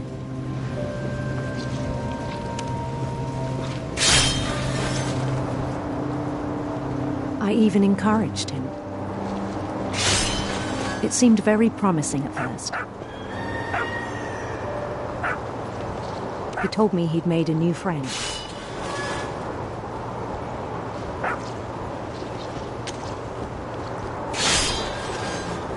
On the edge of a city he named Lewis Topia. He built the city up slowly, brick by brick. Then he made musicians.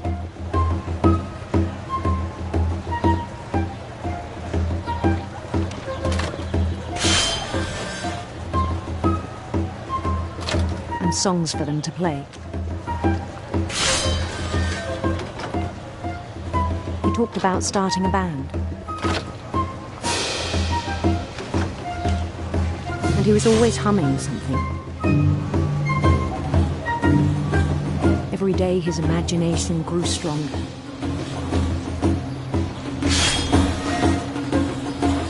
He no longer spoke at the cannery. But his chopping was as reliable as ever. Then one day it struck him that all the cheering crowds, even the stones under his feet, were all in his imagination. So he could do whatever he wished.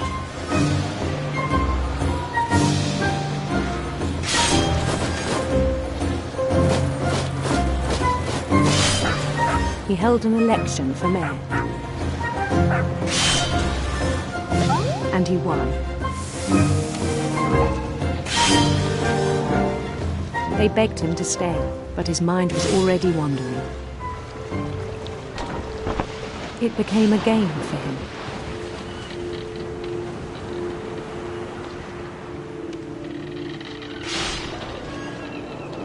He'd conquer a city, then immediately push on. New Louisville.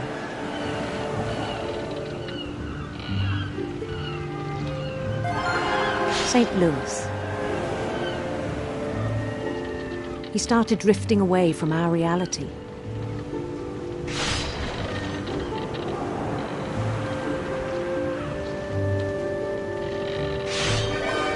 Minneapolis. Until one day he forgot to go home from the cannery. Even as his mother pleaded with him, part of Lewis kept sailing on.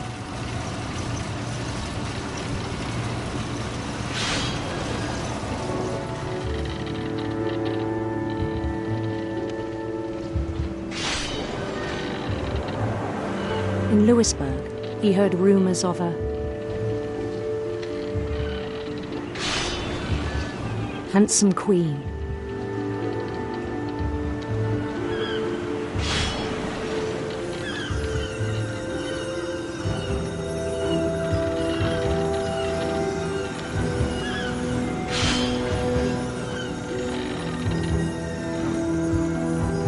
The Queen was on her own quest for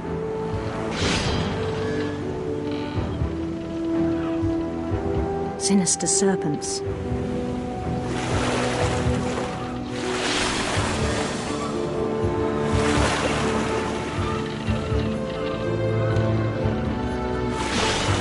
He followed the sound of her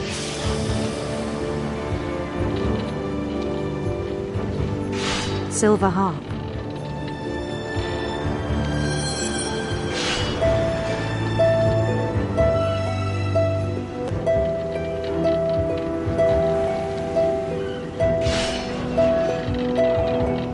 His chase led him to a golden palace east of the sun and west of the moon. Even then, his logic remained sound. He knew the world was all in his imagination.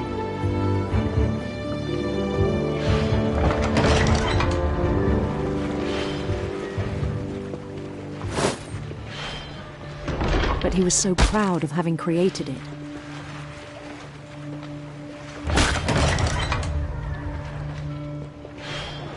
In his own eyes, he'd become something greater than a king.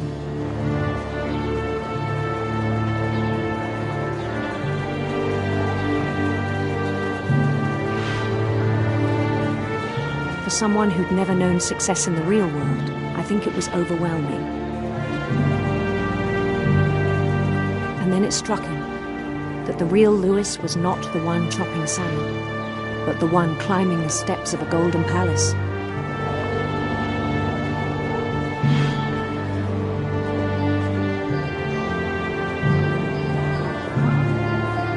My imagination is as real as my body, he told me.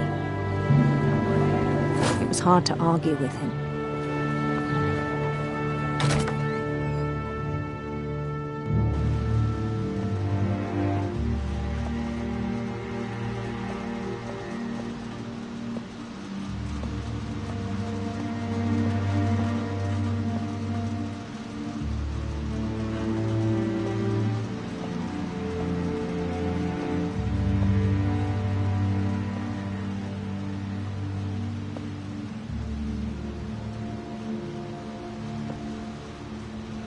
Began to forget the world we know.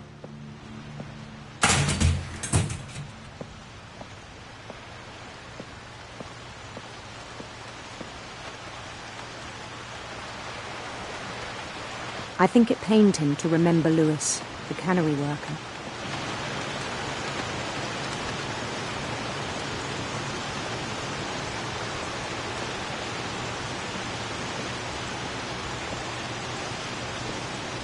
He began to despise the man with a royal contempt.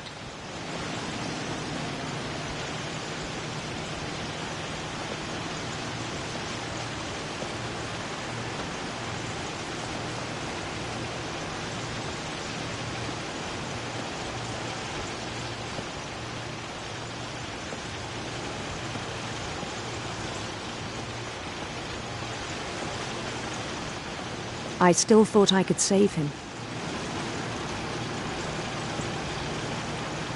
Even after he said he was being crowned king over all the lands of wonder.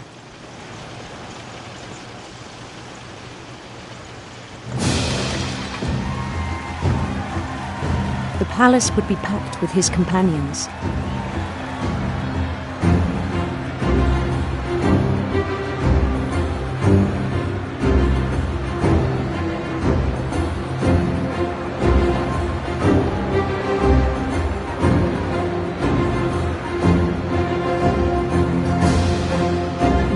Wise Calico had insisted on advising him.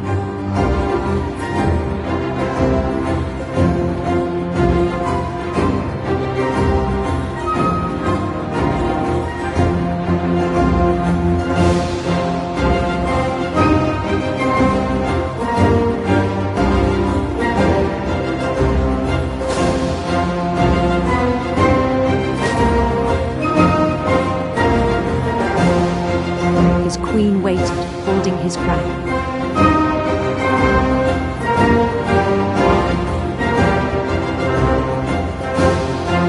There was only one thing left to do.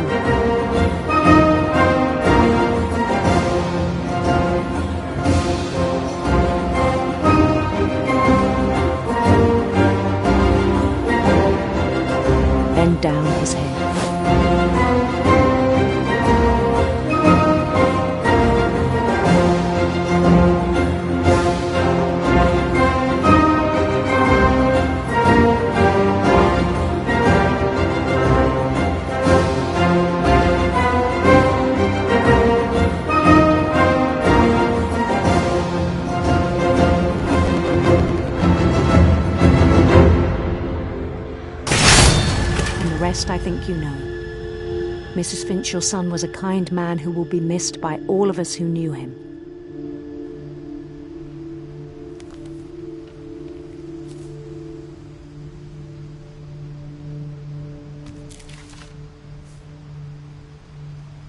My brother was really cool. I wish you could have met him.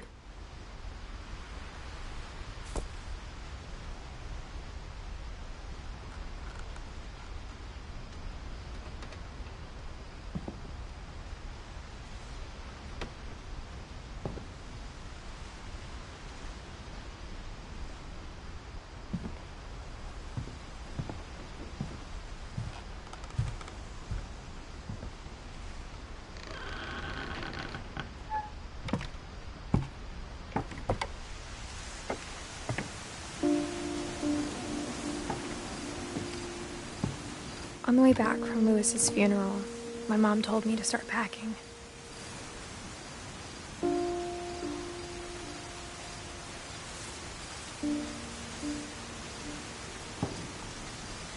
She waited until the day before we left to tell Edie.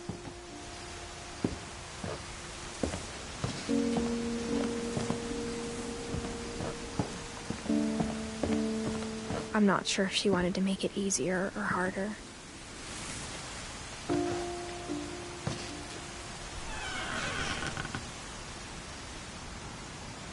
I wish we'd stayed.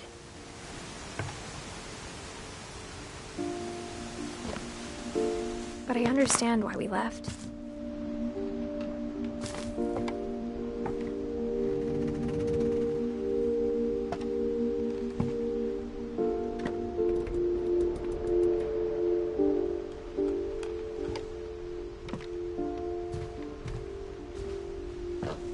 My mom ended up leaving everything behind.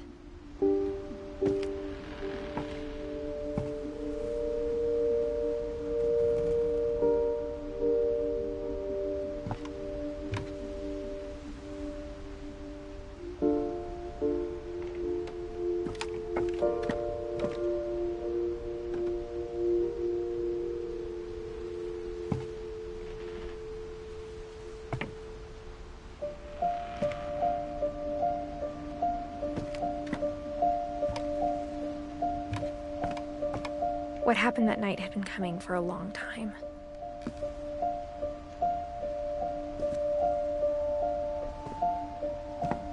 Maybe it should have come sooner.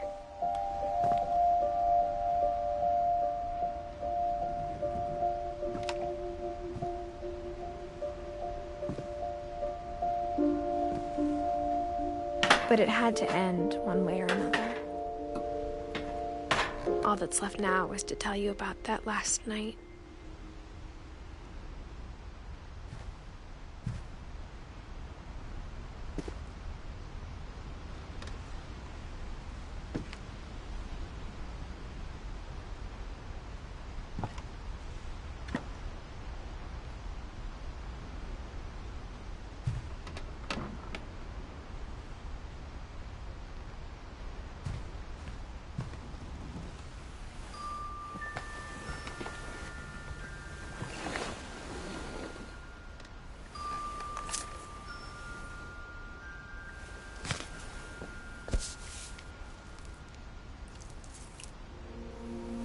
That whole last day, Edie just watched us pack and didn't say a word.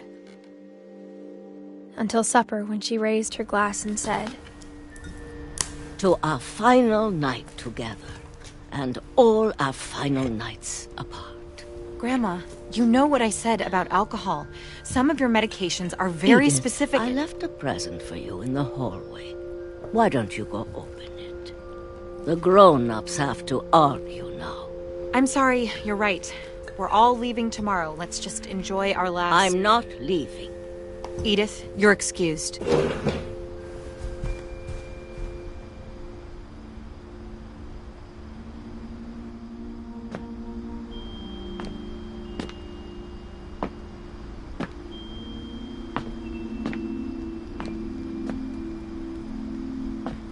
The power had been shut off that morning, but Edie always had plenty of candles.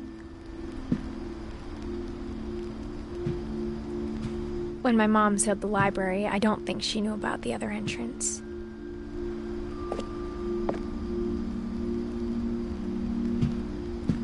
Or that Edie had a key to it.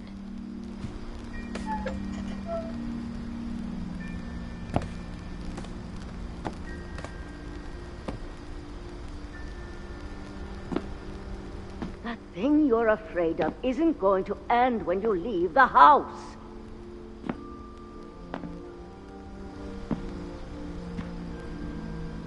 Edith has a right to know these stories. My children are dead because of your stories. I think it's best if Edith and I leave tonight.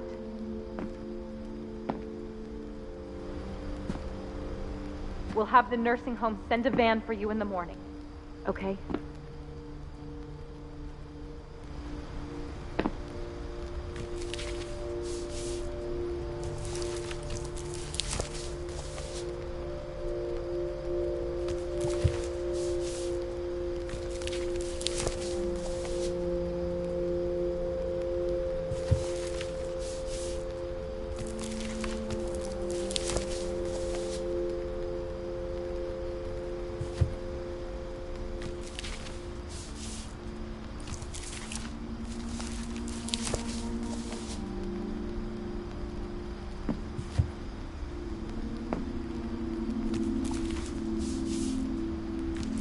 Dear Edith, there's so many stories I wish I could tell you, but there's only time for one. This is about what happened on the night you were born.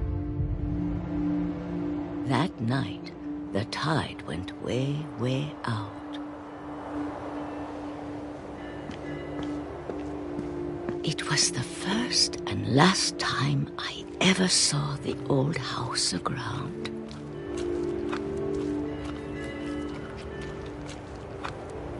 There'd been an earthquake out in the middle of the ocean.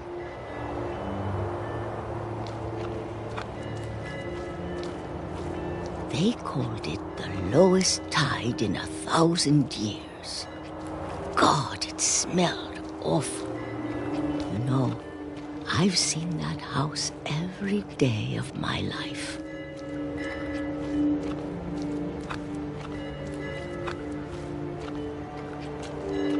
I never thought I'd go back to it.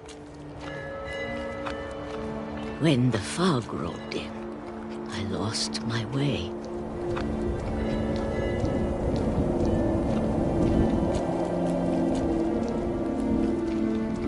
I got turned around.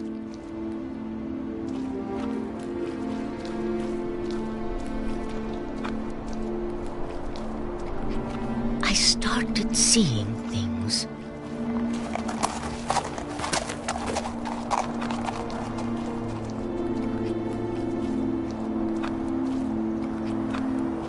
Things I'd forgotten had ever existed.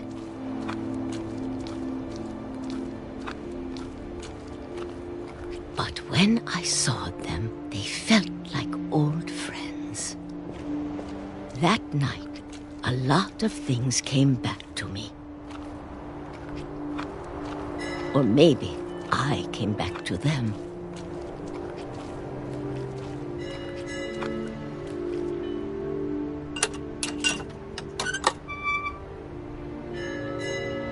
Things I can't explain, but that I need you to try and... Edith, what are you doing in here? It's mine. Edith! Mom, you're gonna rip it! Let go! I kicked and screamed, but Mom dragged me to the car. I never saw Great-Grandma Edie again. The next morning, the van came to pick her up, but she was already gone. After that, we moved around a lot.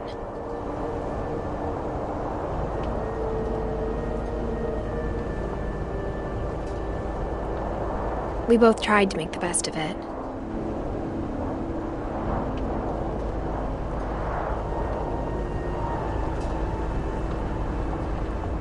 A few years went by.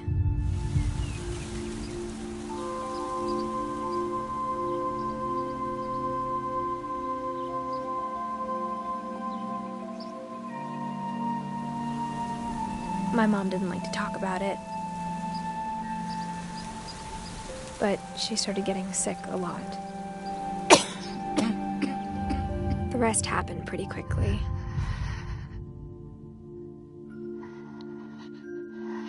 She got better for a while, and then she didn't.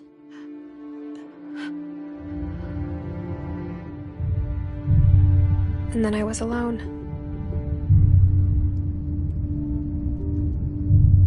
The last Finch left alive.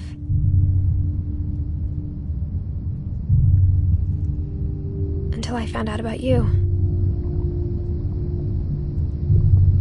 I'm still not sure what to tell you about all this. If we lived forever, maybe we'd have time to understand things. But as it is, I think the best we can do is try to open our eyes. And appreciate how strange and brief all of this is.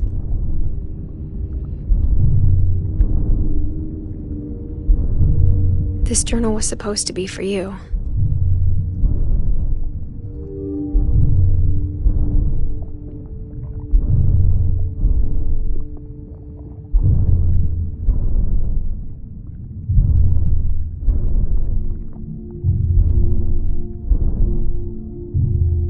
But now I hope you'll never see it.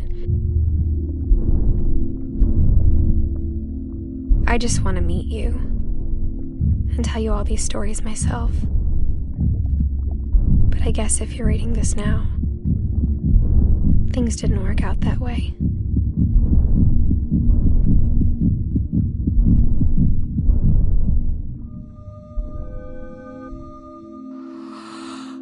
This is where your story begins. I'm sorry I won't be there to see it. It's a lot to ask, but I don't want you to be sad that I'm gone. I want you to be amazed that any of us ever had a chance to be here at all. Good luck.